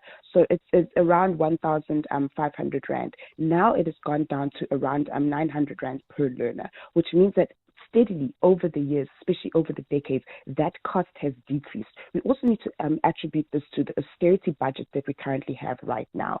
So when we are in austerity, it means that our budget is going towards paying off debt. It is not going towards the public good, which is also another issue. But we also need to look at the implementing agents that are coming in. These are contractors. These are people who have been given the tenders in order to do this. And we need to make sure that there is consistent oversight and monitoring and evaluation that is not only coming from the Department of Education, but also coming from civil society as well and our communities. And I think part of the problem is that no officials are held accountable when these things escalate, when they remain unfinished or are even abandoned. I mean, in the Mkhondo case, the main contractor left the project. Money had already been paid over. Subcontractors refused to continue working because they hadn't been paid over. That money was never recouped, and you wonder where it goes. Ayanda Sishi Wixel is the communications manager for Equal Education. EWN Business. Business news now with Mutero Khoripe. Standard Bank reporting solid financial results, and they are announcing the imminent departure of the CEO, Sim Tshabalala. Yeah, Standard Bank Group reported first half profit climbed to a record fee. The Africa's biggest lender by assets says profits grew by 8% to 23.8 billion rand. For 2026 to 2028, it expects headline earnings per share to grow by between 8 to 12%. Now, Standard Bank forecasts South Africa's GDP growth to remain at 0.9% in 2025 and 1.3% in 2026. Standard Bank Group said that CEO Sim Tshabalala would retire by the end of 2027. Of course, he's been CEO since 2013. He's one of South Africa's best known business figures, isn't he? Let's go to the Western Cape. The Western Cape High Court there scrapping the Shell and Total Energies exploration permit. Yeah, the High Court ruled that the environmental impact assessment for the drilling project was deeply flawed and failed to address key risks of legal requirements and public participation. It is a landmark victory for the Green Connection and natural justice organizations, which found serious flaws in the environmental impact assessment. Total Energies will now need to conduct new assessments, including socioeconomic impacts of a potential well blowout, full life cycle climate impacts, and detailed oil spill response plans. The new information must be subject to public consultation before a decision is made. It is a significant win indeed. Where's the rand? 17 rand 57 against the US dollar, 20 rand 48 cents against the euro, and at 23 rand 80 cents against the British pound. The price of gold at $3,346 an ounce, while platinum is at $1,357. Brent crude at $66.59 a barrel. More business after 8. Time now for the latest Eyewitness news, brought to you by Outsurance in partnership with 702. Swiso Zulu, good morning. Thanks, Bongani. Good morning. The presidency says it's delighted that more countries are considering or recognizing Palestine as a state, saying it was about time. At least 145 countries are now calling for Palestine to be recognized as a state, with recently Australia, Canada and France also announcing their intentions to do so later this year. The recognition of a Palestinian statehood comes as the Israeli government has announced plans to extend its illegal settlements into Gaza. Speaking at a media briefing in Pretoria yesterday, Presidency spokesperson Vincent Magwenya said that this has been long overdue. It's about time that we get more and more countries recognizing the historical reality that Palestinians are deserving of nationhood. They do have a right to exist and a right to determine and shape their own future, free from occupation and free from constant barrage of military attacks, as well as genocidal attacks as we've experienced. It's been more than a year since 6-year-old Jocelyn Smith disappeared, and Middleport residents say the community is still grappling with unresolved tensions.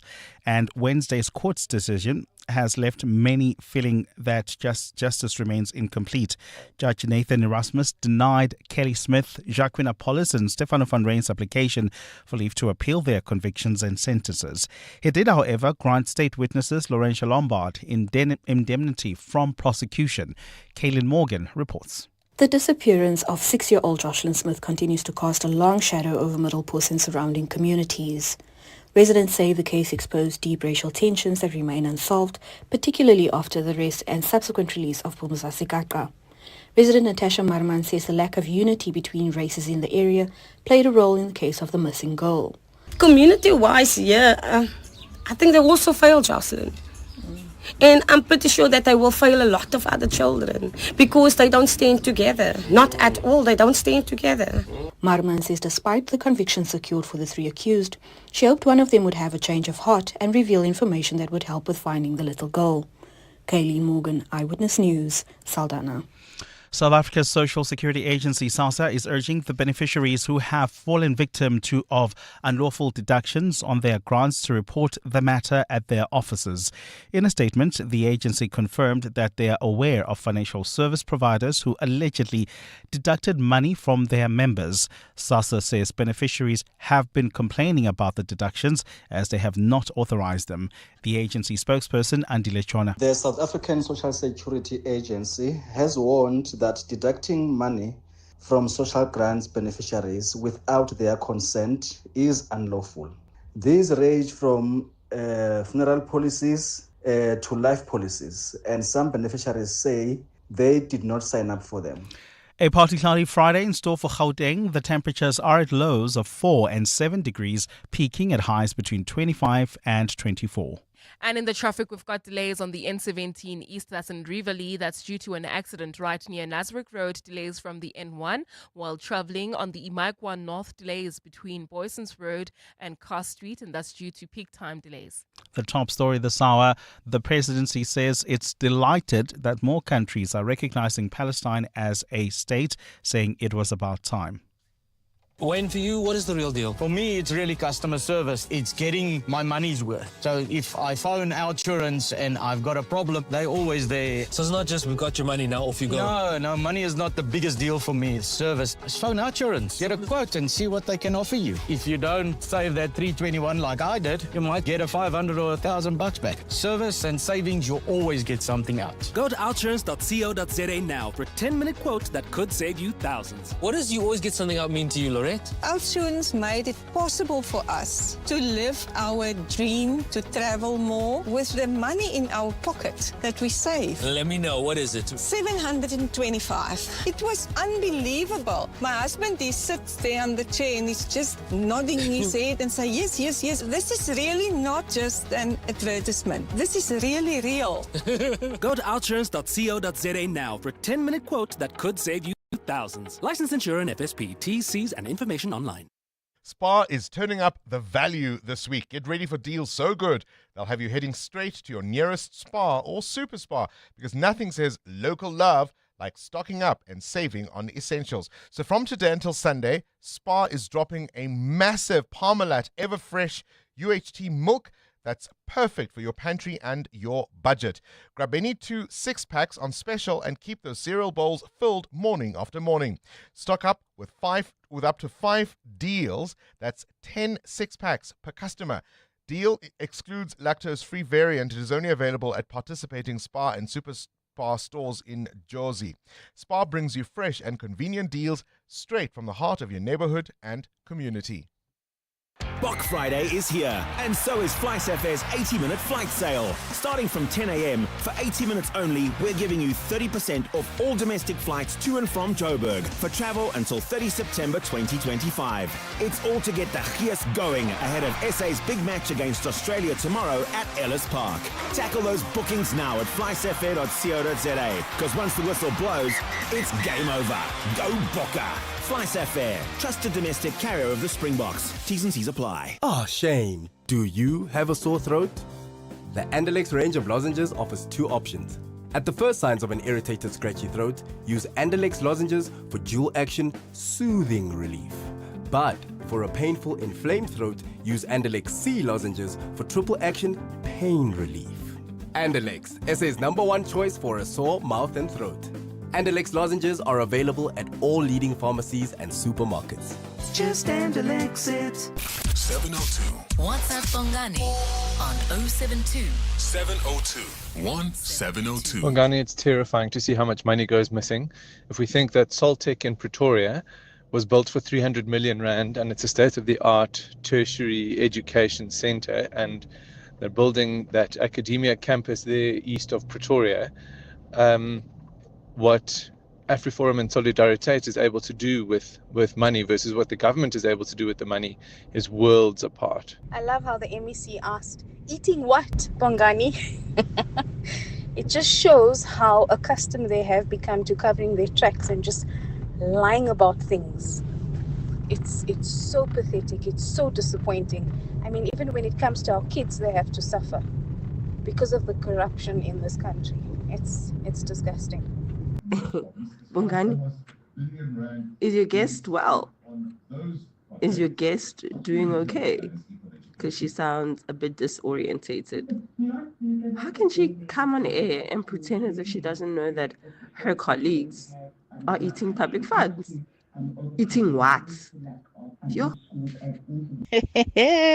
Bongani, Lindiwe Masina is not aware of any politician eating public funds. Sure. These people are undermining us, hey? Because people keep voting for them. People keep voting for them. That's why they see nothing wrong with what they're doing. Yo. Yeah, morning, Bongani. Yeah, Sien Mashia, yeah. Yo, say 600 million rand school with the 400 learners and 19 teachers. Yeah, that's a wasteful expenditure. But we know that amount, no. A lot of money went to the politicians. They consume that amount. They consume everything. They consume that money, man. This province. Yeah, I mean, one of the things I have to remind everyone was the projected cost of this school, and it was meant to be completed, as I said earlier, in 2019. So the initial cost was budgeted at 225 million rand. What they've spent on it is over 600 million rand. That's almost 500 million rand more than the initial amount that they spoke about. We know with exchanges, inflation, interest, blah, blah, blah, how many more schools do you think could have been built with just the money they added to this project? There was a year, 2021, where the money simply ran out. They'd spent too much money. And so the school stood there, incomplete, not being attended to. And of course, what happened? It was vandalized. By the time they came back to rebuild the next year, when they'd been allocated more funds, they had to go and start all over again, fixing some of what had been vandalized and left unsecured for the time they weren't building. And then there were things along the way like water licenses that nobody had thought about. Then there were geological surveys that had to be done that nobody had thought about when they started. And then, of course, yes, they blame COVID too. And to be fair to the MEC, yes, she doesn't build schools. She just makes sure there's enough teachers and that there are learners in those schools. I understand that. But isn't there some level where you are part of this thing and you go, come on, man, we can do better? Surely? Surely if you want learners in those schools, you are the one who should be pushing for accountability from those that are meant to be building you schools. See what I mean? 702. What's the question? What's the question is brought to you by Outsurance. Your chance to win up to 3,000 Rand in cash. First, 1,000 Rand for the answer, and then a little later, 2,000 Rand if you can give us the question. SMS out to 45142 now. So that's 45142 now. You could save on your car insurance. Let's go to Ngosikhona. Ngosikhona, what's today's answer, please? It's 1981. 1981. And tell me, my good man, have you got yourself a quote from Outsurance? Yes, I did that, man. You biscuit. 1,000 Rand is coming your way, all thanks to 702 and Outsurance. So there you have it. Ngosikhona's answer is 1981. What's the question? Call us if you know on 011 883 0702. EWN Sport. This EWN Sport is brought to you by RMB Corporate Banking. Ready, set, cash flow. Anthony Teixeira, tomorrow is the big decider between the Aussies and the Proteas in this T20 series. What are the bones telling you? What is the crystal glass telling you? Have you not been surprised at how well the squad has played down under? Conditions that may be a little tricky to them, a lot of youngsters within it. I don't know. I think South Africa can pull it off. Vumanibu. Yep, 2-0 to South Africa tomorrow morning, with the Proteas looking to seal their T20 series against the Baggy Greens as they meet in the decider. South Africans began their tour with the batting collapse, losing the opener by 17 runs. They then decimated the Baggy Greens batters with a 53-run victory thanks to Deelwood Brevis and that masterclass century. Tristan Stubbs spent part of that knock at the crease and was astounded. I was chatting to the umpire. I was like, we got the best seat in the house here. I had the easiest job, just get him on strike, and then honestly just watch him do his thing. There was like few balls where I thought about chatting to him, and I was like, actually just the balls I was like thought about telling him to not do anything. He hit for 6, so yeah, he's a freak. Part 2 of the nations clashing will see the Springboks tackling the Wallabies at Ellis Park in the Rugby Championship opener. The sides come into that one with contrasting forms. The 4-time world champs have won all of their tests this year, whereas the Aussies lost the British and Irish Lions tour, although there were some signs of life in that last test in particular. In football, the Premier League season will kick off its season Friday evening. That's, of course, seeing Liverpool taking on Bournemouth at 9 p.m. Here's Honest Lot. This season, the challenge is that we've lost many starters and we brought in very good and talented players again as well. And the challenge is always not only yourself, but also the teams you face. Now, we're starting with Bournemouth, which was last season probably the most intense team in the league. Early in the evening, we have South Africa in action against Niger at the Chan 2025, where they need a win to keep their hopes alive of making out the knockouts. Tomorrow, the focus will shift competitions to the earliest silverware that's on offer, the MTN 8. Both semi-final first legs have the promise of some difficult encounters. It is Stellenbosch hosting Sekhukhune United, while Orlando Pirates have the tough task of welcoming Mamelodi Sundowns to a sold-out Orlando Stadium. Brazilians have announced the departure of Thembakosi Lodge after 2 seasons. He spent last year on loan in Morocco at Wydad Athletic, where he impressed. Neil Mayema also leaving.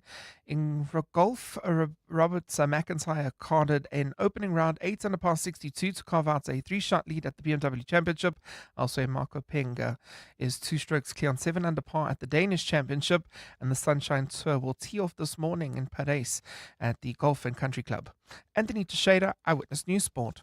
Feeling some lag in Sector 3? Copy. Optimizing working capital. Ready. You're approaching a tight corner. Cash flow pressure ahead. Low on liquidity. Supply pressure is building. Set. Deploying cash injection in 3, 2, 1, flow. Nice move. Better supply chain control. Lab time advantage. Faster cash cycles, leaner inventory, and optimized working capital. Ready, set, cash flow. Corporate banking from RMB. RMB, a division of First Rand Bank Limited, an authorized FSP and credit provider. Celebrate Women's Month in style with Hollywood bets and Spina Zonke. Take fearless shots at fantastic fortunes with our special selection of fierce female-themed games. Kick back, relax, and entertain yourself with the ultimate slot escape. Let Heart of Rio put you in a carnival mood. Indulge in anime fantasy with 9 tails. Or embark on fire-breathing adventures in Dragon Kingdom. Supercharge your slots and bet now. T's and C's apply. Hollywood Sportsbook is a licensed betting operator. No persons under the age of 18 years are permitted to gamble. Winners know when to stop. South African Responsible Gambling Foundation toll-free counseling line 0800 006 008.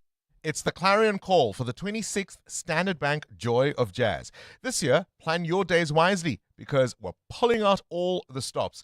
Jazz at Licken Centre, featuring the legendary Wynton Marsalis, returns in triumph to the Sandton Convention Centre on the 26th and 28th of September 2025. But that's not all. Over 60 world-class acts light up 4 stages throughout the weekend. Actually, why choose? Treat yourself to the full experience. Grab tickets to all 3 days. There you go. That solves the problem. Get them a Ticketmaster. Take me there. You know what gets my attention? A man who drives the M-Zoom R-Style. Bold, confident, like he knows exactly what he's doing. That matte finish, that attitude, it's giving, text me when you get there. And now he's smart too. He just saved 50,000 rands. Promo price, only 439,900 rands. At that price, I might just text First, so are you getting the R style or must I keep swiping left? GAC Motor, where craft meets technology. T's and C's apply. You're with Bongani Bingwa. 7:02 weekday mornings, 6 to 9 a.m. EWN Traffic. 11 to 8, the CWN Traffic is brought to you by the new Opel Grandland with smart tech and striking design. It's German engineering on a grand scale. Test drive one today at your nearest Opel dealer. There's a crash on Chris Honey Road. Amo, That's is it correct. a bad one? It is indeed a bad one, Bongani. It's just as you leave the Soweto area via the Chris Honey Road towards the N1 and the N12 exit. So please be on the lookout there. It's causing about a 10-minute hold up, and try to avoid if you can. Traveling near the scene, we've got roadworks taking place on the Golden Highway, and they are causing heavy traffic volumes. This is between the N1 and the Colander Road exit. These are long-term roadworks, so you will be dealing with these roadworks for a very long time. Be patient if you're traveling along this route. And then there's bumper-to-bumper traffic along the M1 North between Boyson's Road and the Crown Interchange. I'll have more updates for you. Stay tuned. There's more EWN on air, online, and on the EWN app. Great entrance? Forget that. Make a grand entrance. Grand! Be late, make everyone wait, and be grateful they did. Peeps be rubbernecking, staring gormlessly like deer in your 50,000 intelligent LED headlights. Grand! Make a grand entrance in the new Opel Grandland, designed and made in Germany. Achtung, baby. Grand! It's even got massage seats. Grand! Visit opel.co.za for more. 7:02. What's the question? For 2,000 Rand in cash, all thanks to Outsurance. Please tell me what's the question. If the answer is 1981, let's go to the lines. Zipporah is in Montana. Zipporah, what's the question? Morning, Bongo. The question is, in which year did Diana Ross and Lionel Richie duet Endless Love reach the Billboard 100 number one? Yes, indeed. It was on this day in 1981. It's still the best performing duet on the Billboard charts all these years later. And it's an absolute classic, isn't it? Zipporah, you walk away with 2,000 Rand in cash, all thanks to Outsurance. Thank you, and Bongo. 702. Great stuff there. Lionel Richie talks about working with Diana Ross on Endless Love. And 40 years later, he says it remains a special song. Here is slowly drifting away. So I sketched it out, brought it in, and it was an instrumental. About a week later, they said, you know what, we've changed our mind. We do not want the instrumental.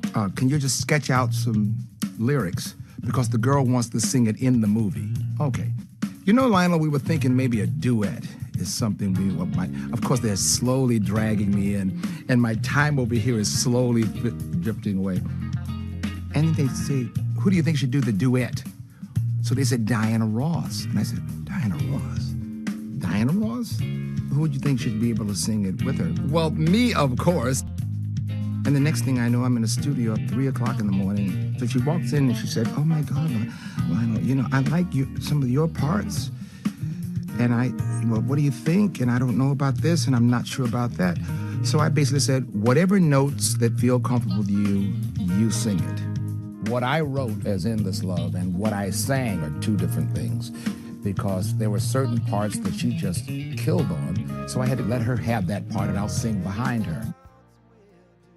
If you want to save on your car insurance premium, you call Outsurance, right? But what if you don't save? Well, they'll give you cash just for trying. You heard right. Just ask for 500 Rand cash. But wait, there's more. If you don't save and have been claim-free and with the same insurer for 3 years, you can ask them for 1,500 Rand cash. Savings or cash, you always get something out. Go to outsurance.co.za now for a 10-minute quote that could save you thousands. Licensed insurer and FSP, TCs and information online.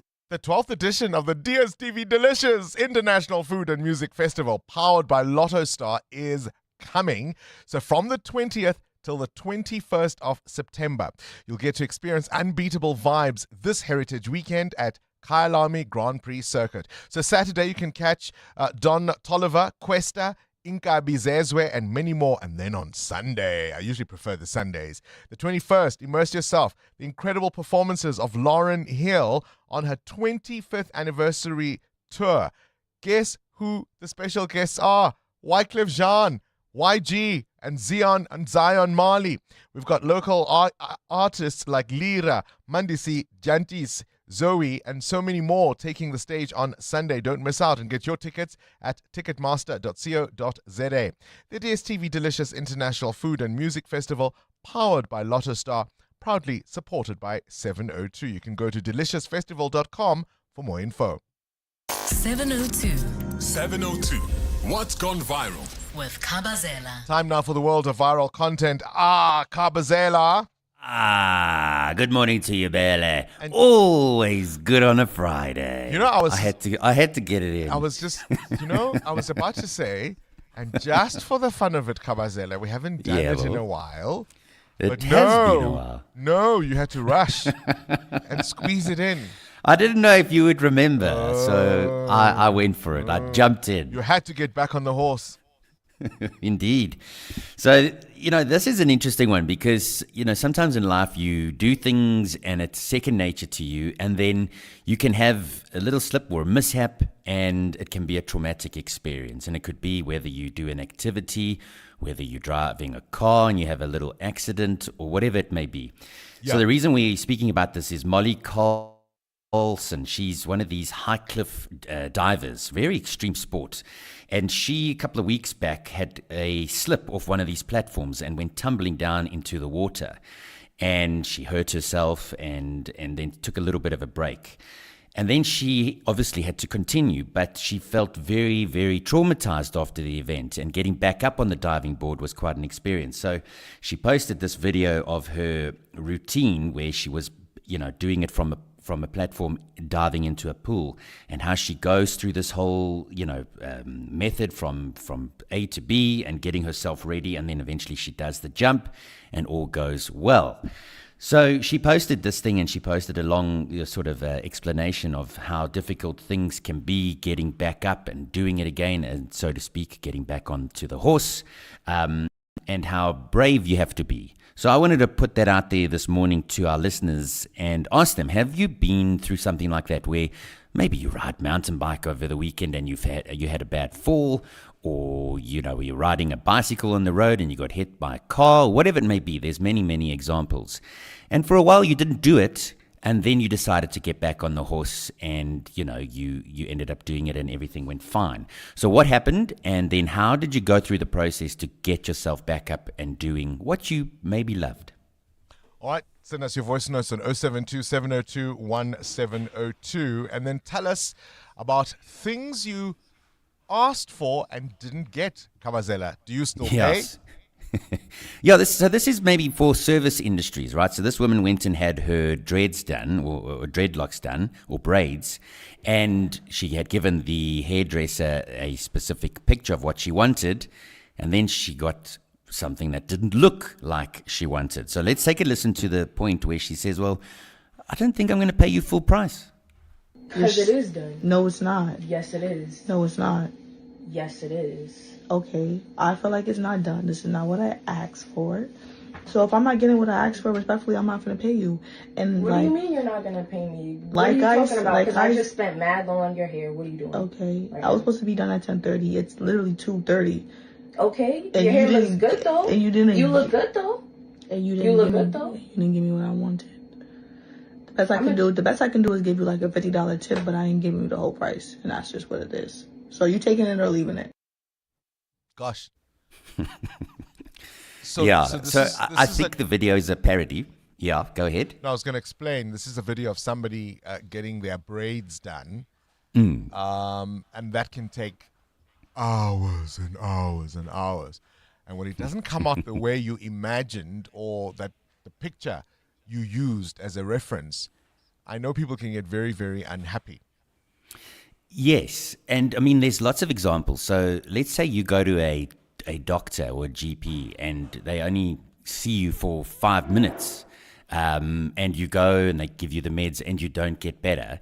So, like when it's service industries like that, do you do you kind of say to the person, well, look, I didn't really think that you did what I wanted or didn't give me the time that I wanted, so therefore I'm going to give you... You didn't get better. Now it's the doctor's fault. Well, it can happen. It can happen. Not the doctor. And you phone them back and say, listen, I'm still not better here, but you charge me full price. What do you do when you don't get the service you want? Do you still pay for it? Let us know. 702 Feedback with Siamtanda Matiso. Siamtanda, you understand about braids, right? Definitely. 'Cause she says, I was meant to finish at 10. It's now past 2. Yeah. And still, you haven't twisted it the way I wanted it. As a woman, I totally understand this frustration. It's been a long time since I went to the salon. I do my own braids. For those who are watching on YouTube, please, no harsh judgments. And that's because of that. You go to the salons early, you put a time that you're going to be there. They're either doing someone's hair, they're either going to ask you to wash someone's hair because your style is taking longer, or do someone's lashes while they're doing your braids. Next thing you know, you arrived at 9 and you leave at 5 in the afternoon. It was just not worth it for me. So unless I really want a specific hairstyle that I can't physically do, I take the matters into my hands. All right. What else you got? Lots of people reacting to your clip of the Minister of Water and How's that gathering? Sanitation who was at the African Union Water Investment Program. Listen, Monks, they're saying this was cringeworthy, it was embarrassing, and it was in front of other leaders. Like, there's no, she should have just stuck to her to address her speech and not do all of the clouds are gathering. What do you think goes through the president's mind when in front of all these presidents? I mean, he was smiling. He's probably, what is he going to do? He chose the person. Can't pull them to the side and giving them summit and say, hi, Wenzai. Don't embarrass us, don't embarrass us. Yeah. More of your responses to that coming up. This is EWN. A search for a missing pilot is set to continue in KZN, and the city of Joburg says a 24-year-old is not fit to hold the transport MMC position. Good morning, I'm Sfiso Zulu. Search and rescue efforts will resume this morning for a missing pilot whose aircraft plummeted into the ocean in Durban. Rescue teams halted operations last night due to poor visibility and safety concerns. The pilot was part of an air show and was in the middle of performing his final display when the small aircraft nosedived into the sea at Suncoast Beach. Some wreckage was recovered during operations yesterday. Director of ALS Paramedics, Garrett Jameson. All necessary authorities are meeting this morning and a plan will be put in place before multiple boats will be deployed with police divers and search and rescue members to the incident location to continue the search for the missing pilot. Johannesburg Mayor Dada Morero is keeping his cards close to his chest about the delays in appointing a successor to Kenny Gunene in the transport portfolio. Gunene resigned as councillor last month after becoming embroiled in controversy linked to murder-accused Katiso Katie Molefe, who is alleged to have orchestrated DJ Somebody's murder. Questions emerged when the suspended Patriotic Alliance deputy leader was found at Molefe's home during a police raid last month. Alfara Mushwana has more. Insiders have told Eyewitness News that the Patriotic Alliance had asked Johannesburg Mayor Dada Morero to appoint Liam Jacobs as the MMC for transport, but Morero was not pleased with the proposal. It's understood Morero feels the transport portfolio may be too demanding for a 24-year-old councillor with no prior experience in government.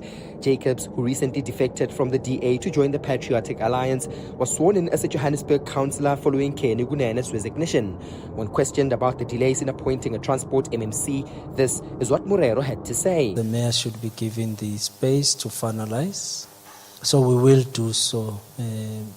At this stage, I'm the acting MMC of transport until further notice. The Patriotic Alliance has now appointed a law firm to probe Gunene's matter. Alfa Ramshwana, Eyewitness News, Johannesburg. Lawyers representing murder-accused Katiso Katie Molefe have accused the state of distorting facts to influence the mind of the court, which must take a decision on his bail application. Molefe returned to the Alexandra Magistrates Court yesterday for his bail hearing. is accused of orchestrating the murders of two popular musicians, DJ Somebody and DJ Fintos. Khomotso Modise was in court. In an affidavit, the investigating officer working on the case against Katiso KT Molefe told the court that he travelled to the United Kingdom as recently as last year, showing that he has business interests abroad. But that was flagged by Molefe's lawyer, Advocate Michael Hellens, who disputed this. It must be immediately pointed out, unfortunately, the state and the investigating officer were not only remiss, but greatly lacking in care in maliciously, and we use that word advisedly, placing before the court the fact that the applicant had allegedly travelled to the UK in 2024. The state conceded that it was a mistake on its part and Molefe had not travelled to the UK. But investigators still insist Molefe is a flight risk after he travelled to the UK with a bogus passport in 2004, where he was busted for dealing cannabis. The court will hand down a decision on Molefe's bail next week. Khomso Modise, Eyewitness News in Alexandria. And US and Russian officials will meet in Alaska ahead of a highly anticipated meeting between President Donald Trump and Vladimir Putin. The pair will meet for the first time in 6 years as Trump tries to enact a key campaign pledge to end Russia's war in Ukraine. The US president, who has portrayed himself as a global peacemaker, hopes to leverage his personal relationship with Putin to achieve a ceasefire breakthrough where others have failed. Ukraine's leader Volodymyr Zelensky has been excluded from the talks, and he's warned that any resolutions made in his absence will be meaningless. Gold is trading at $3,344.86 an ounce. The rand is at 17.57 to the dollar, 23.80 to the pound, 20.50 to the euro. Brent crude oil is at $66.63 a barrel. And in the traffic, we've got delays on the N3 North between the Geldenes interchange and the Kilulis interchange. That accident that we spoke about earlier in Rivoli has been cleared, and traffic is now flowing along the N17. And in your sport, it's a weekend of South Africa against Australia as both the Springboks and the Proteas clash with the Aussies. We have the MTN 8 semi-final first legs. Premier League season will kick off this evening with champions Liverpool against Bournemouth and Dricus du Plessis to defend his UFC middleweight championship. A partly cloudy Friday in store for Gauteng. The temperatures will peak at highs between 24 and 25 degrees. The top story in EWN this hour: search and rescue efforts will resume this morning for a missing pilot whose aircraft plummeted into the ocean in Durban. EWN, in touch, in tune, and independent. For the latest, visit ewn.co.za or download the EWN app. Gauteng's greatest awards with 702 and Yoko. Your vote is not just a click. It's a thank you, a nod, a way of saying we see you. Vote for your favorite local business now on primemediaplus.com. This is Breakfast with Bongani Bingwa on 702. Let's walk the talk. 7 after 8 on this Friday, the 15th of August, 2025. Kabazal has a great question. If you don't like a product that you've bought, you can return it. If it's got a defect, you can point out where the defect is and whether they give you something else or a refund. But what do you do about bad service? The guy cutting your hair does a terrible job. What do? You still pay for it? You can't return the hair back to where it was and start all over again. Amo, you've done braids in your life? Or weaves and things? Not weaves, but braids, yes. I just pay and leave. I don't have time to have this conversation with you because I've told you exactly what I wanted when I walked in and you said, yes, you can do it. And if I see you're not doing what I've asked for halfway through, I tell you this is not what we agreed on. Then if we can't fix it right then I just pay and leave. I'm not going to. You never come back. And I never go back. You vote with your feet. How do you deal with bad service, Motero? You asked for something and it's not quite what you were given. It's either I let you know and you give me a solution, perhaps a discount if it's my hair, like you were saying, or I decide I'm never coming back here again, or I'll never use your services again. It's one of the two, depending. If you've been someone that has served me for a long time and you just happen to make a mistake, I expect you to say you're sorry, then give me a discount. But if it's the first time I'm using your services, I probably won't return. Seeking solutions to South Africa's problem, does the National Convention with so many organizations having pulled out, face a credibility crisis. This is Breakfast with Bongani Bingwa on 702. Let's walk the talk. Bongles and the team. I think the hair issue for the ladies, man, I sometimes see them helping the hairstylists separate the extensions and all of that in that period of hours and hours, and they still pay full price. Would ask for a discount. I would like how that works, even if then it doesn't come out the way that they want it.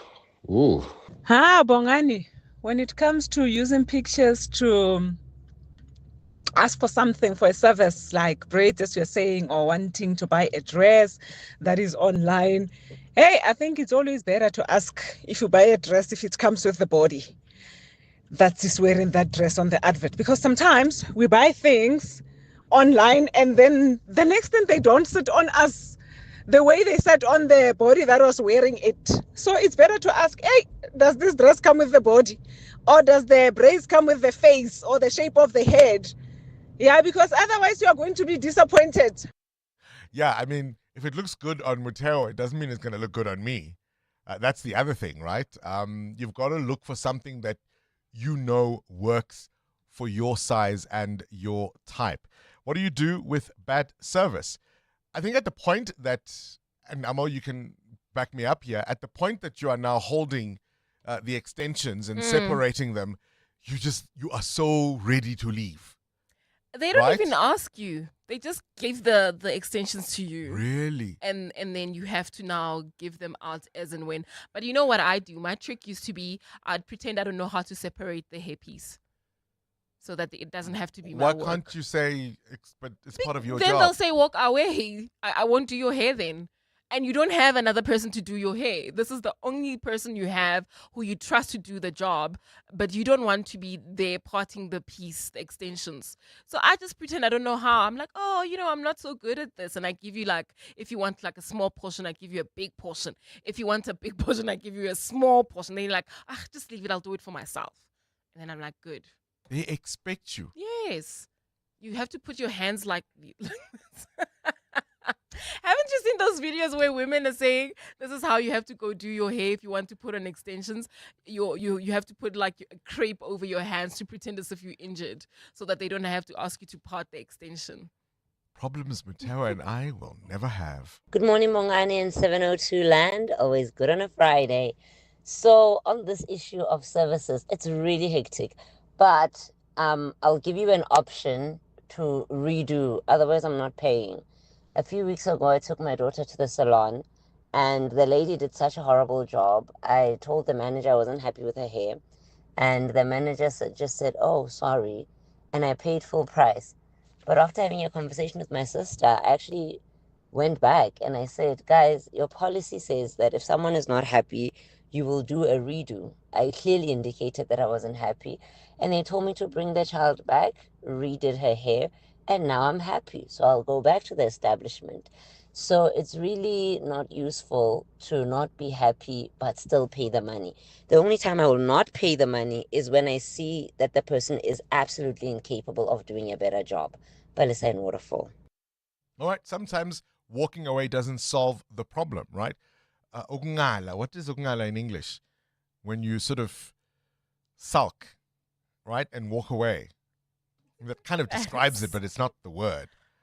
Somebody help me out. What is ukungala in English? Sulking and walking away describes it, but what's the word I'm looking for? Petulance, maybe? No? EWN Traffic. 13 after 8, this Eyewitness News is brought to you by Outsurance in partnership with 702, this Eyewitness News Traffic. Listen, the clouds will gather. If you are looking for an English word, the clouds are definitely gathering. I promise you. I think they've dispersed. My English clouds have dispersed at this point.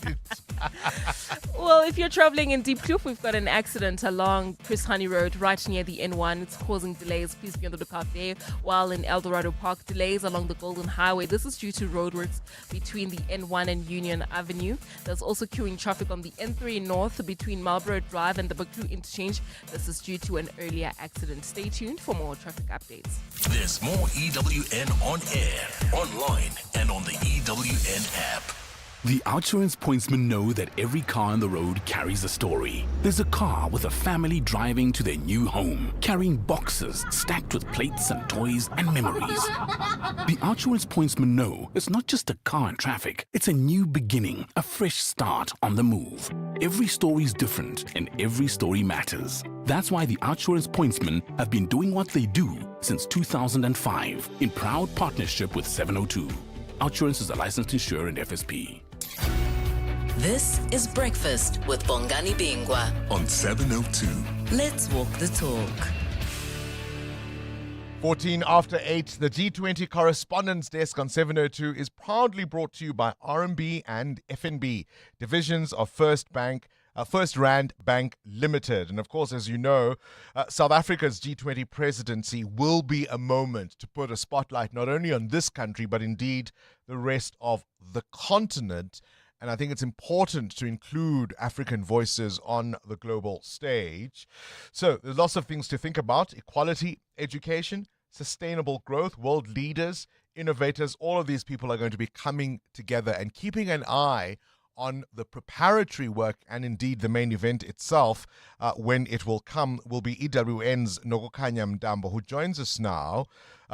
She's been closely following the conversations in the lead up, the B20, the G20.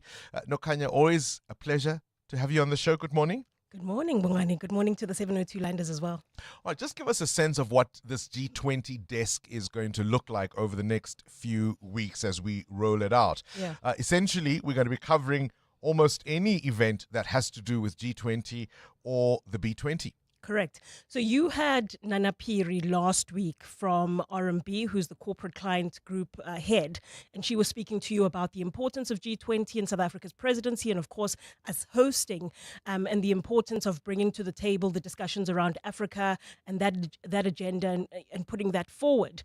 Building on what Nana Piri said last week is the conversations then that have been happening since we took over in December in terms of the presidency, and there have been a number of meetings, Bongani, every single week in all of the different working streams that have been hosted by the different departments and starting to craft the policy in terms of G20.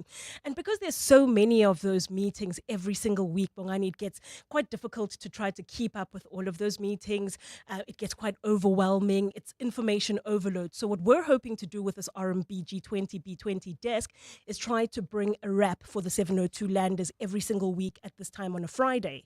And essentially, we will be telling you exactly what it is that was being spoken about, the key discussion points, and what it is that you need to keep in mind going forward so that when we get to the November Leader Summit, we're all on the same page. So the number of elements that, because we talk about G20, but when it's hosted elsewhere, unless you are there, perhaps as a correspondent covering it, you don't really sort of understand all the multiplicity of the layers, right? I mean, take Parliament. There's something called P20, right? Which is all about the different legislatures in different countries. The Deputy President participating in that? Yeah, he gave the main address during the P20. Was a 2-day event this week. He spoke about, and I think the messaging around the Deputy President's address this week was so important, not only because we're in Women's Month, but also because of the stats that we saw coming out of Stats SA this week about unemployment and the spotlight that they were shining about women's challenges when it comes to the labor sector. The fact that women fall behind when it comes to pay, the gender gap is widening, if anything. No surprises there. We know this and we've seen it often, Bongani. The fact that women are trapped often in low skills industries, that they earn less than men, and even with all the education, and no matter how well educated they are, they still fall short of their counterparts in many industries. And so Deputy President Paul Mashatile then bringing to the spotlight the need for parliamentarians and policy makers to make sure that they're pushing the agenda for gender equality, making sure that they're they're addressing the issue of advocating for access to capital, access to markets for women who are in business, for example, making sure that they're participating in the mainstream economy. Was the P20 in Constantia? No, let's not do that. No, talk to me about another element. There was an education seminar. What were some of the takeouts from that? So there we had the Education Minister, Siviwe Gwagube, as well as the Deputy Minister, as well as the UNISA VC, Professor Puleng Lenkabula, speaking about reimagining education, particularly post the COVID-19 pandemic. But one of the big things around that was skills development. I think the consensus in the room really was that there's a need to make sure that from the elementary phases and basic education, that young people are not, being pushed away from what people still consider the hard skills and the difficult subjects, your maths and your physics, so that at a later stage, when they do get to tertiary education, they're not limited in terms of their choices. And, what we have now, an issue where we see people limited in terms of career, and we have oversaturation of certain careers and the difficulty of absorbing school leavers and graduates into the labor market. So dealing with the skills gap. When it comes to the continent, I imagine part of the conversation has to be about infrastructure. Absolutely. And yet, even this morning, we were putting a spotlight on projects that have massive cost overruns, that are delayed for really almost any reason the implementers can imagine. And so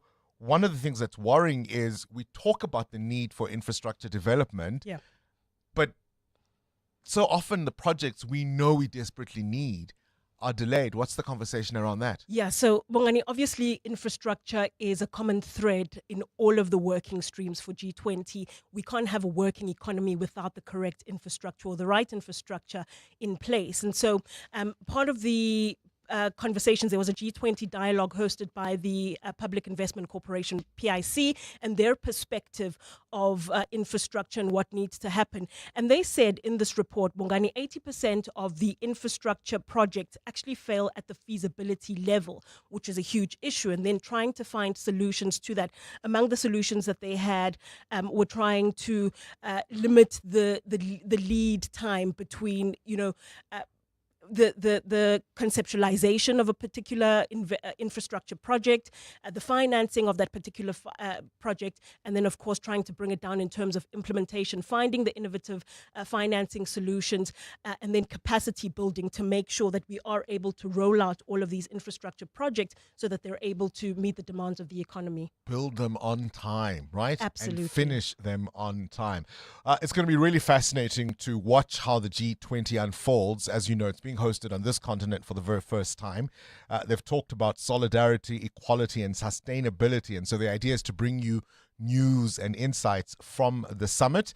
So we're going to be doing this then every week, every Friday, the G20 Correspondence Desk, and it's brought to you by RMB and FNB, proud sponsors of this year's G20 Summit. Guided by the spirit of Ubuntu, RMB and FNB empower communities, and they're committed to a sustainable future deeply invested in humanity. RMB and FNB are divisions of First Rand Bank Limited, an authorized financial services and credit provider. Thank you. Nokanya Mdambo.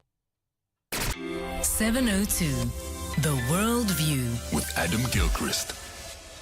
Let's catch up with news from elsewhere in the world. Adam, let's start with this big summit. Trump and Putin preparing to meet. I think this is their first meeting in 6 years. It is certainly first face-to-face meeting that they've had in 6 years, and Donald Trump goes into it pumped full of advice and information in a very gentle, diplomatic way, I'm sure. But European leaders have been telling him what's what, and obviously Volodymyr Zelensky has been telling him what's what. But it might be like the moment he gets in the room, he forgets all of that and just does his own thing. Would that be a bit Trumpian? It would also be rather Putin-esque if Vladimir Putin went in there with absolutely no intention of agreeing to anything and just thought, oh, right, I'll do this, so then we don't end up with more sanctions or something. Of course, where they're meeting is interesting. We mentioned this before, haven't we? And I'm sure you have elsewhere too, that Alaska, where they're meeting, is an American state that was bought from Russia in 1867. And so although no land swapses are meant to be on the table, There's an interesting take from a former British ambassador to Belarus, a guy called Nigel Gould Davis, who says he could imagine Vladimir Putin making the argument to Donald Trump as they sit at this Air Force base in Alaska. Well, look, here we are. Territories can change hands, Mr. President. I can see that scenario too. Talking of presidents, let's go to Peru now, where there's been a pardon of whom? Of soldiers, police, civilian militias, and other armed groups after this 2-decade armed conflict in Peru. It was quite something. It was the government versus Maoist rebels, during which this over 20-year period of fighting, it was almost a civil war, during which 70,000 people lost their lives and more than 20,000 people disappeared. So now Peru's president, the first female president of Peru, Dina Boluarte, has enacted a measure already approved by Congress that basically means they're off the hook. There won't be any prosecutions, despite the fact the Inter-American Court of Human Rights has said, no, don't do that. We need to have a review of what actually happened. Juanita Gerbitis from Human Rights Watch says this is a betrayal of the victims and undermines years of efforts to make some accountable for the atrocities that took place. But it means instantly hundreds, possibly even thousands of members of the armed forces, police and self-defense committees who went too far, frankly, they are now absolutely off the hook, and 70 people already in jail for various crimes, they also will be released. It doesn't feel quite the reconciliation that a lot of people in Peru wanted. And let's end off in Germany. Adam, whose sausage is it anyway? Is it Bavaria? Is it neighboring Thuringia? They are both now laying claim to have invented the bratwurst sausage. It's not even about whose wurst is better or whose wurst is worst. It's about whose wurst is oldest. So for a long time, Regensburg even fought off a challenge from Nuremberg once upon a time. It said, look, we've got evidence. We've had a wurst stand here since 1378. Now along has come Erfurt in neighboring Thuringia, who said, actually, we go back to 1269, so we win. Does it matter? Who wants a wurst anyway? Besides, we're not even mentioning Iraq or old-style Persia, where the sausage was invented about 2,500 years before the Germans. And don't get me started on British bangers. We'd be here all day. Adam Gilchrist with this morning's Worldview. EWN Business. Right, our final business update for the morning. Matteo Haripe, Standard Bank Group CEO, Sim Tshabalala to step down. It will be the end of an era. A very good era for Standard Bank. The group says CEO Sim Tshabalala will retire by the end of 2027. The bank's CFO, Arno Dahnke, will also step down.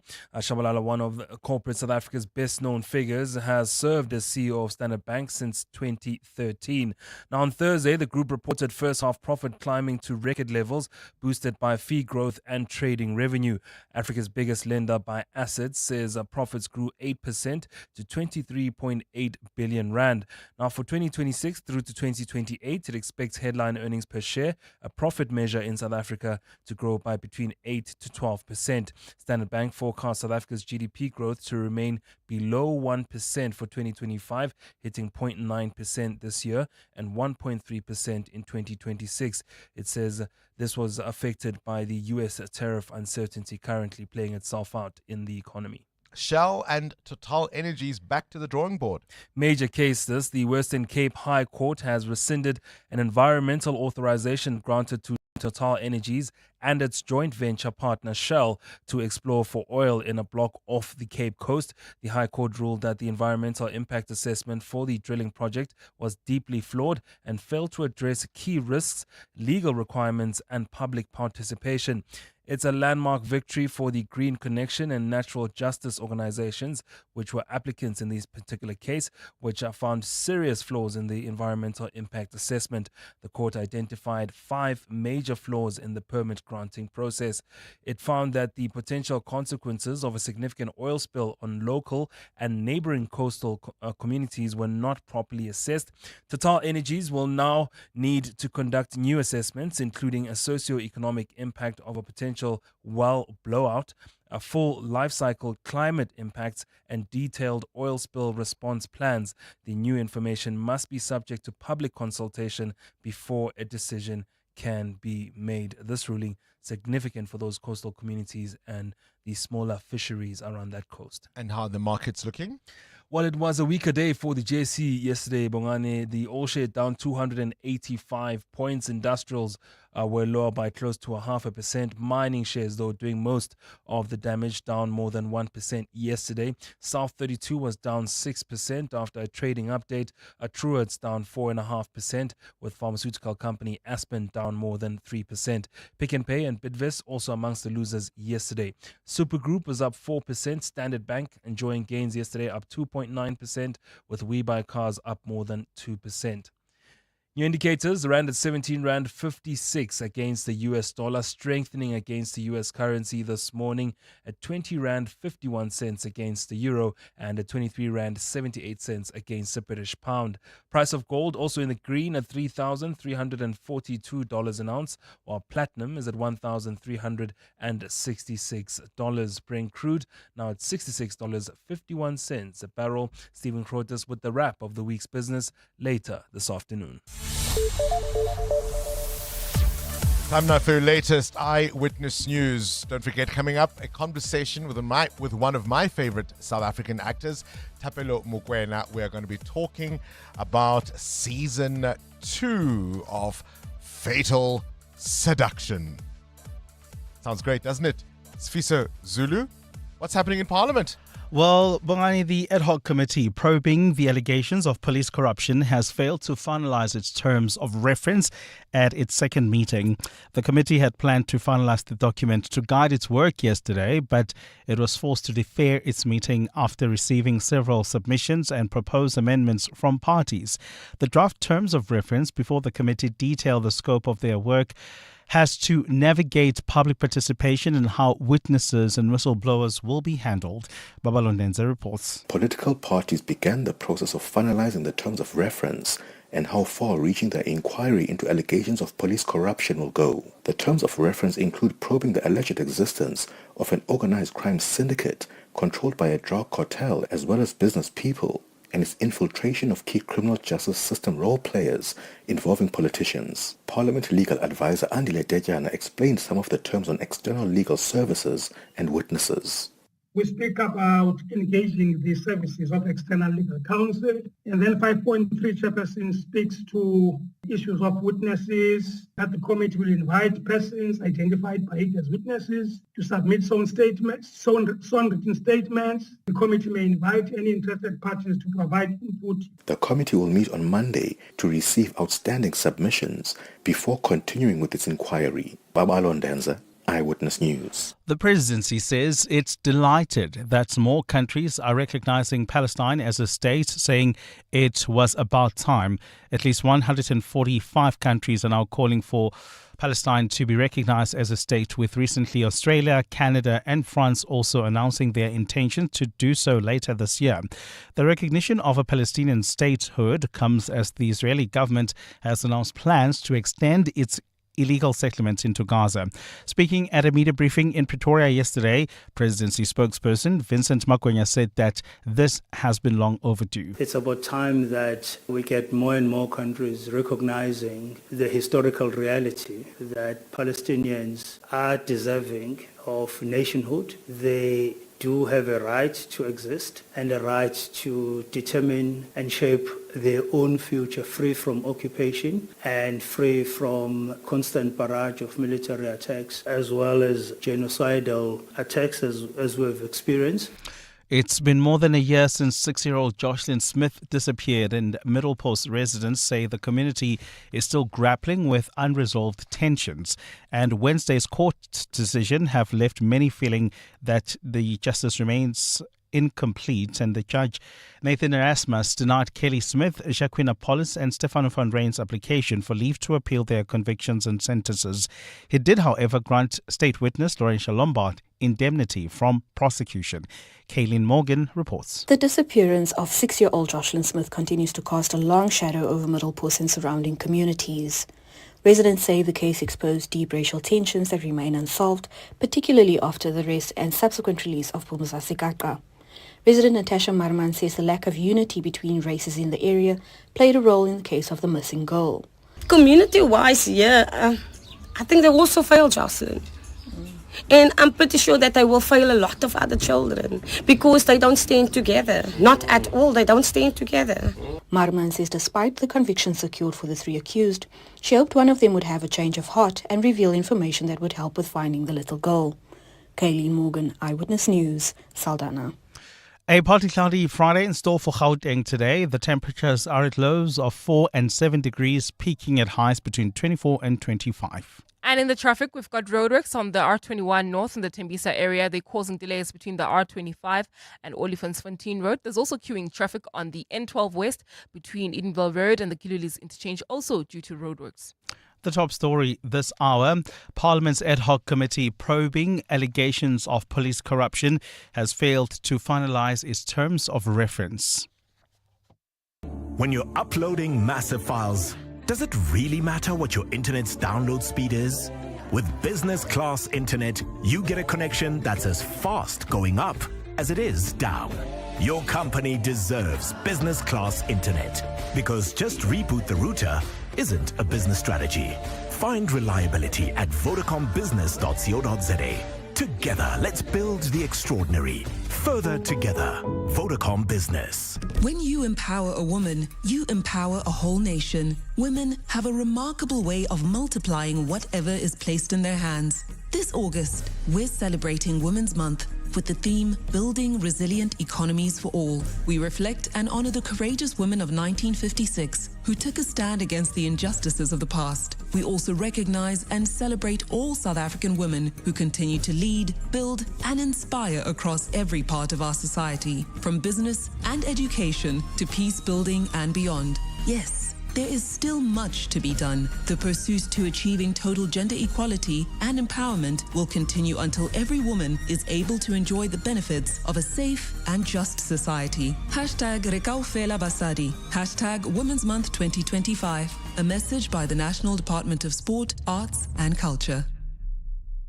Bok Friday is here, and so is FlySF's 80-minute flight sale. Starting from 10 a.m. for 80 minutes only, we're giving you 30% off all domestic flights to and from Joburg for travel until 30 September 2025. It's all to get the Gies going ahead of SA's big match against Australia tomorrow at Ellis Park. Tackle those bookings now at flysafair.co.za, because once the whistle blows, it's game over. Go Bokker! FlySafair, trusted domestic carrier of the Springboks. T's and C's apply. Every Thursday on 702 Breakfast, Old Mutual Corporate tackles the tough questions around South Africa's retirement crisis and how to change the future we're heading toward within the world of work. The resignation rate, particularly amongst younger people, is high. There's a couple of things that we believe is driving this, Bongani. I think one, financial stress is very, very high. We look at that very same report. Salaries, in terms of increase on average, not really been in the same rate as the cost of living. So quite a number of workforce, in fact about 45% of the workforce is under a lot of pressure from a financial perspective. The Old Mutual Thought Leaders Forum, Thursdays between 6 and 9 a.m. Brought to you by Old Mutual Corporate on 702. 702. WhatsApp Bongani on 072 702 1702. Morning, Bongani and 702 listeners. One is no longer shocked or surprised when listening to interviews with politicians. I mean, after hearing the MEC this morning, it's very clear that we are facing a deep crisis of leadership and accountability in this country. The level of deflection, the lack of substance, and the refusal to take responsibility are just frustrating. I mean, we deserve better as South Africans. This is Pumla from Centurion. Have a great day. Hi, Bongani. I think you have to approach this differently. Maybe the eating part doesn't exist in their vocabulary in the way it does in yours. So maybe next time ask questions such as the extra or additional benefits that you get. Maybe that will actually lead to them understanding what you're talking about. Because you may find that the very same person is eating, but they don't see it as eating. Yeah. I mean, on the other hand, Nigel, remember those ads? I think they're for tiles. With that character. The guy's always arguing with a guy called Nigel. That's kind of my thing when I say, in conversations. On the other hand, Nigel, we want to look at it from the other side. Do we really genuinely expect politicians to come on the show and say, yep, they've watched comrades eating? Because what's the next question? Which comrades were those? And what did you do about it? So what else could the MEC say? Also, guys, for service, I generally also just vote with my feet. I never go back. But as a person with dreadlocks as well, I don't go there with any preconceived ideas or salient pictures. I just say to the guys, listen, give me your best haircuts. Don't make me look like a girl. Do your best. And then that's why I'm not too disappointed. But as a person who also provides services, I find that many of clients don't actually know always what they want. Like a picture, sure, is one thing. But sometimes when you ask them to explain things to you, like in terms of, designs and websites and stuff like that, it's just terrible. Don't make me look like a girl. I always say, don't make me look 17. I'm 50. You know when they want to cut off the sides and leave you with like a little bit of hair at the top and they want to cut off, I'm like, hey, we're not going to do mohawks. I'm not 17 years old, and I'm not trying to be. EWN Sport. Anthony Teixeira, how do you deal with bad service? You can always return a product. Yes. But if the service you receive isn't great, do you pay the full price? Do you complain? Do you vote with your feet and never come back? I definitely vote with my feet and never come back, but I'm also a suffer in silence type of guy. So you won't say, I'm not happy with this or I'm not happy with that. I don't have it inside of me. It just feels mean. How? I feel like I'm taking complaining. your money. I'm just mean. complaining for the sake of complaining at that point. So just rather do what I have to do, never come back. Are we going to complain about the box tomorrow? Well, I certainly hope we won't, as they begin their rugby championship title defence with a potentially tricky clash at Ellis Park against the Wallabies. Here's fullback Kapolele Fassi. I'm hoping for a physical game. I know it's going to be physical. I also know that with the squad that they have and the backs that they have, they'll definitely play like an expensive game and they'll try to run the ball. Match is at 5:10 Saturday afternoon. The All Blacks are also beginning their campaign in Argentina against Los Pumas. It'll be the second round of South Africa via Australia for Saturday because in the morning, the Proteas of the Baggy Greens are meeting in the third and deciding T20 of the series. In football, South Africa will target a second win at the African Nations Championship when they play Niger at 6 p.m. Currently, they lie third in Group C, level on points with Algeria and 2 off of leaders Uganda, who have played a game more. While the MTN8 semi-final first leg will have a doubleheader Saturday. Defending champs Orlando Pirates host Mamelodi Sundowns. Here's Brazilians boss Miguel Cardoso. It's interesting to play such important matches in such an early part of the season. This MTN8 Cup brings exactly high-level matches in the moment that the teams are still developing and growing and installing themselves. It's important to hit the ground running. The other encounter has Stellenbosch taking on Sekhukhune United. The Premier League season is finally here, and at 9 p.m, the champions Liverpool will be hosting Bournemouth. Other selected fixtures throughout the opening weekend will see Wolves against Man City, Club World champions Chelsea meet Crystal Palace, and last season's runners-up Arsenal are at Old Trafford against their old rivals Man United. MotoGP will return following a month-long hiatus in Austria, and in the early hours of Sunday morning, Dricus du Plessis will be defending his UFC middleweight championship for a third time. He faces Khamzat Chimaev at UFC 319 on an 11-fight win streak. Here's the champion on the bout. I have to say that there is literally not a thing on earth that can mean anything more to me. When I'm standing here, I cannot imagine one thing. There's no amount of money, there's nothing that in the world that I can think of rather than hearing the words "and still." And that's why I'm willing to go out there and do whatever it takes to hear those words. Anthony Teixeira, Eyewitness News Sport. It took patience, perseverance, and audacity to get my first call-up and win with the Bokke. And we did it together. That's why I, Dion Free, partnered with African Bank so I can win big with a 60-month fixed deposit. Patience brings results. Join the bank that backs you. Get a 12.8% return at expiry on your investment. Visit africanbank.co.za or a branch for assistance.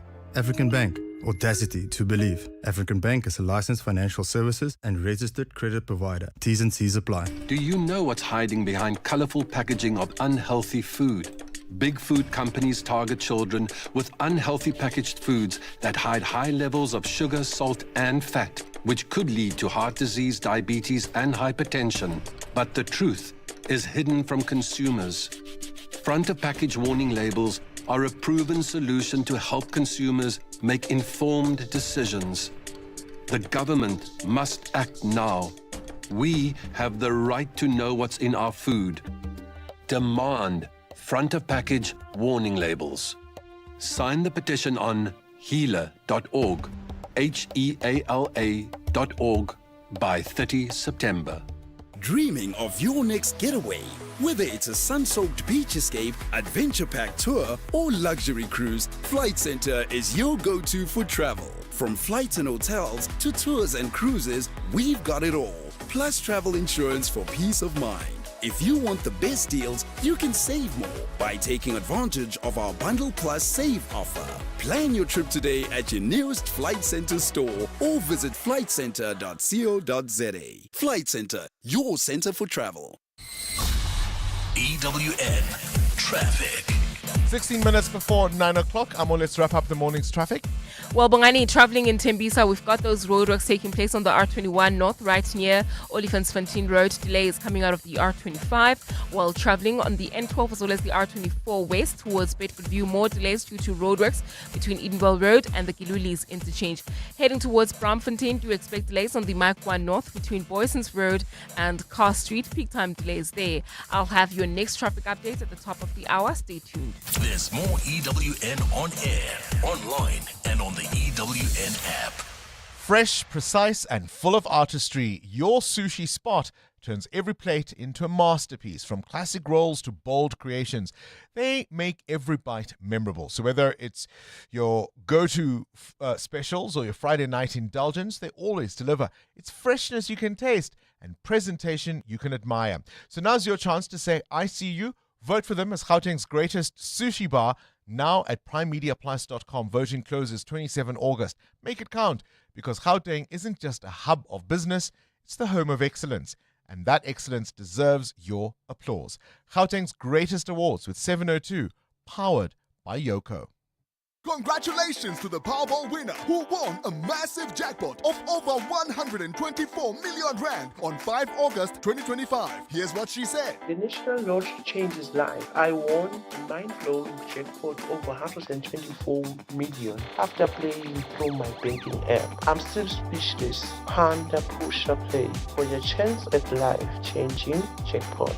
Will you be the next big winner? Play Powerball and Powerball Plus for 53 million rand in total estimated jackpots today to find out. Buy your tickets now in store on nationallottery.co.za, the mobile app, cell phone banking, or simply dial *120 *7529# for USSD. Panda Pusha Play. Players must be 18 years old and play responsibly. E2 is the proud operator of the National Lottery. The team's on a roll today. Let me focus on payroll. Duty calls in the kitchen. That's why I have a business insurer that is agile and on the ball all the time on all things. I chose My Way Business Insurance, getting 24/7 emergency service and saving on my premiums, plus My Business Assist to handle my admin. Visit myway.co.za or dial 0860 64 64 64 and get a quote today. My Way is a licensed non-life insurer and FSP. T's, C's and standard rates apply. My Way. Live your way. Coming up on the Clement Manyathela Show on 702. 13 minutes before 9 o'clock, and of course between 9 and 12 is the Clement Manyathela Show. The man himself is here with us. Happy Friday. Happy Friday. Are you national dialoguing? We've already done our dialogue, so. but I mean, in seriousness, yeah. The convention is meant to be, I suppose, the preparatory stage. Yes. So it's talks about the talk. Mm-hmm. What's going to happen in the talks? Yeah, they're going to be talking about the talk. When, yes. So it's a precursor. They're trying to set down the rules. Did you see the Thabo Mbeki Foundation letter? Do you think that was petty? Dripping with scorn. And pettiness. Never mind that. For me, what I found interesting about what it suggests is that the legacy foundations are continuing with a process to get to a national dialogue. They're just saying this one, this weekend is not it. But who are they going to talk to? Because in the letter they talk to engaging civil society.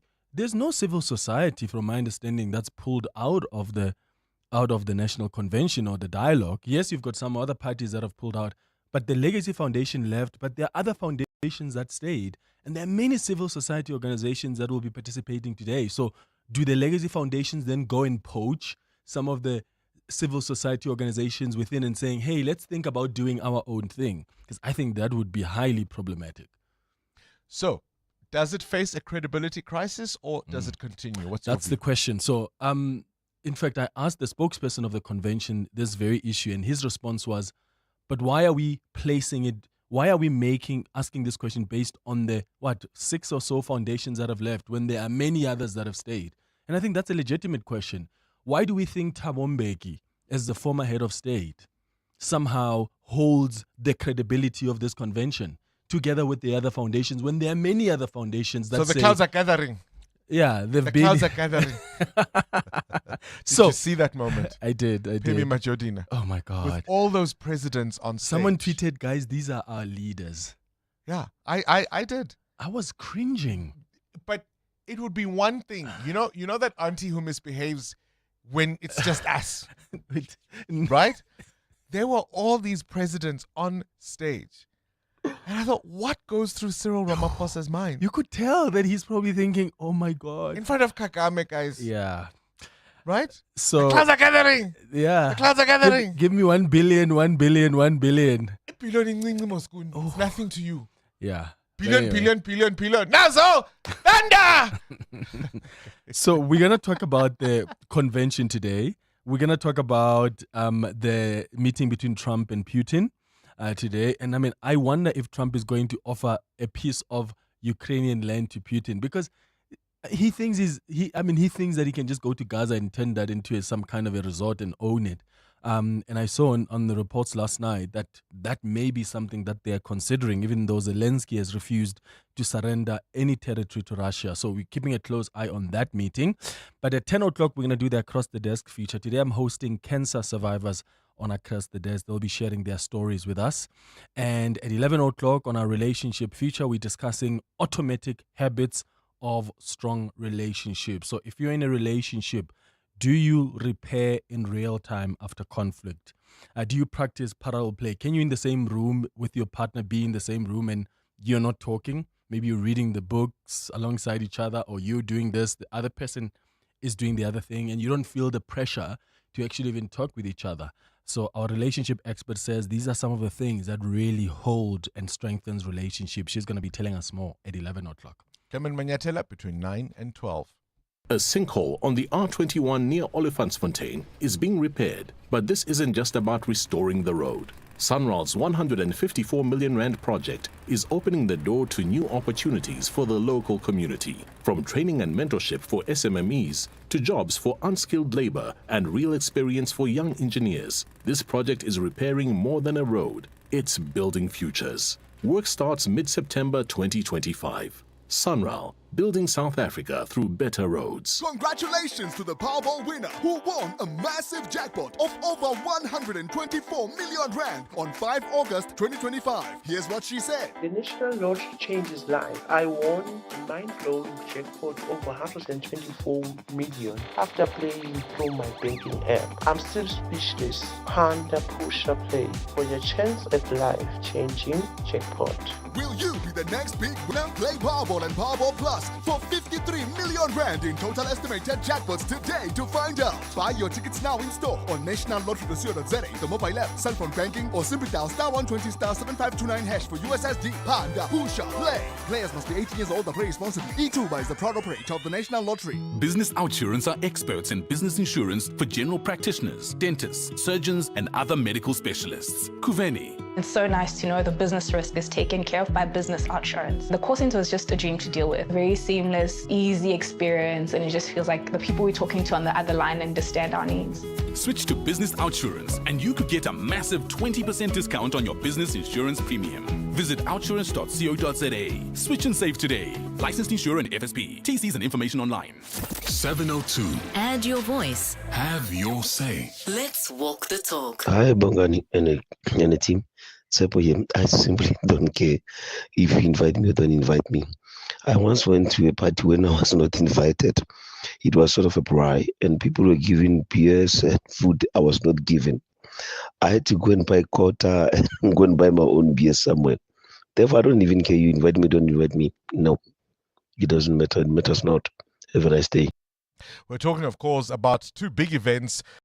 Today, in fact, Donald Trump, the US president, meets his Russian counterpart to talk Ukraine, and they have not invited, the Ukrainian president, who would, I would imagine, be central to any conversation about peace going forward. And also, it's the start of the National Convention to prepare for the national dialogue.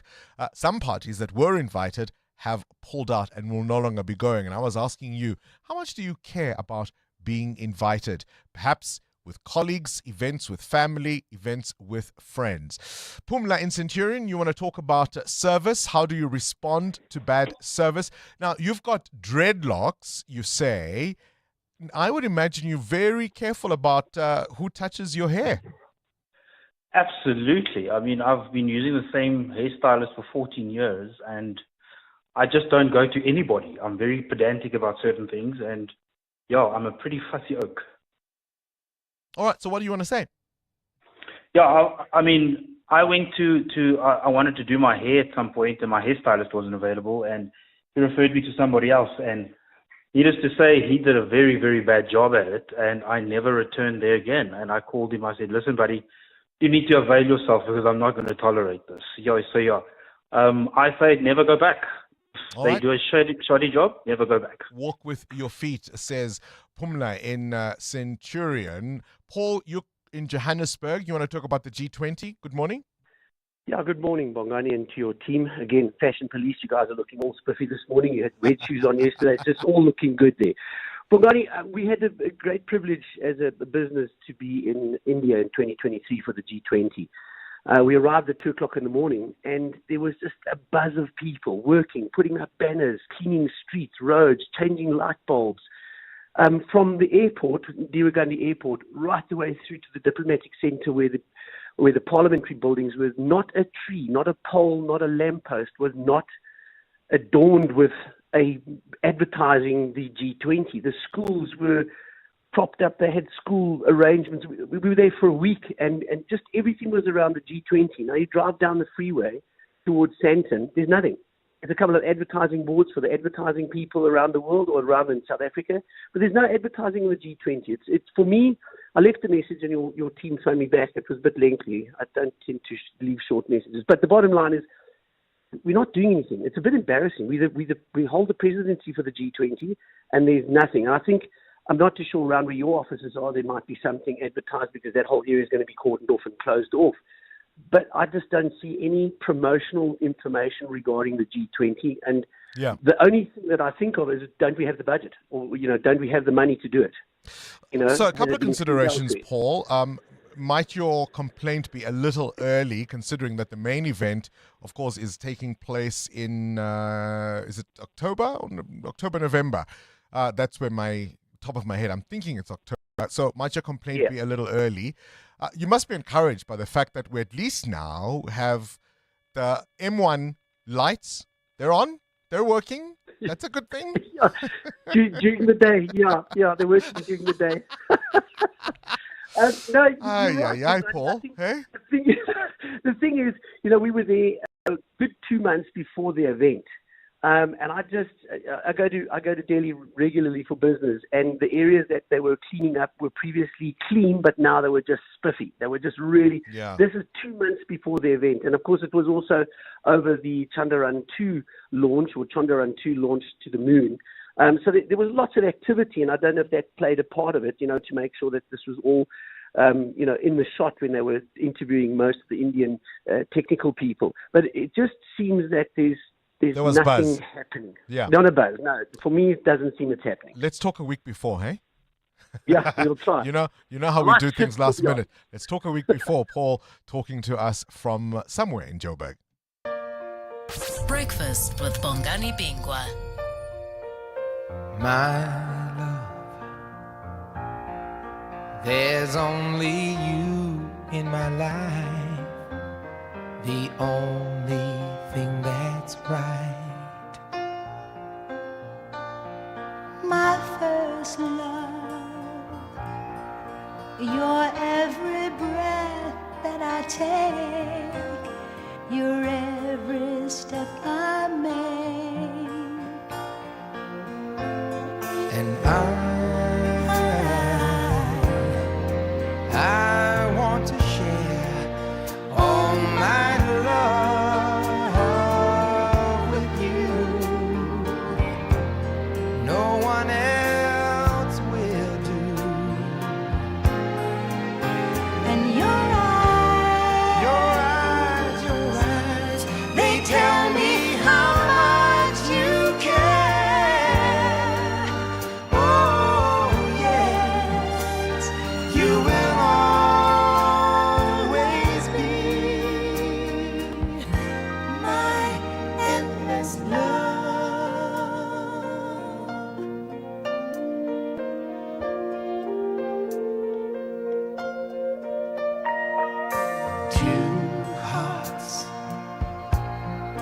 Two hearts that beat as one. Our lives have just begun.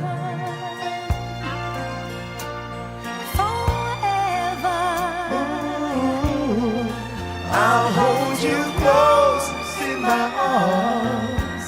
Oh man. Can't resist The original version of this song, Lionel Richie and Diana Ross. It's still the best performing duet in the history of the Billboard Hot 100. It was number one on this day in 1981. We promised you an interview with Thapelo Mokoena to tell us about the new Fatal Seduction Season 2. It premieres today, and it is, of course, it is on Netflix, and Thapelo Mokoena not answering his phone, unfortunately, so we won't be able to have that conversation. And we just thought we would leave things off with Endless Love, Lionel Richie and Diana Ross. Good luck to the Proteas. Good luck to the Springboks. Good luck to Pirates, even without my jersey. Good luck to Arsenal. Good luck to the National Dialogue. Have a fantastic weekend. See you on Monday. This is EWN. Good morning, I'm Sfiso Zulu. Search and rescue efforts will resume this morning for a missing pilot whose aircraft plummeted. The pilot was part of an air show and was in the middle of performing his final display when the small aircraft nosedived into the sea.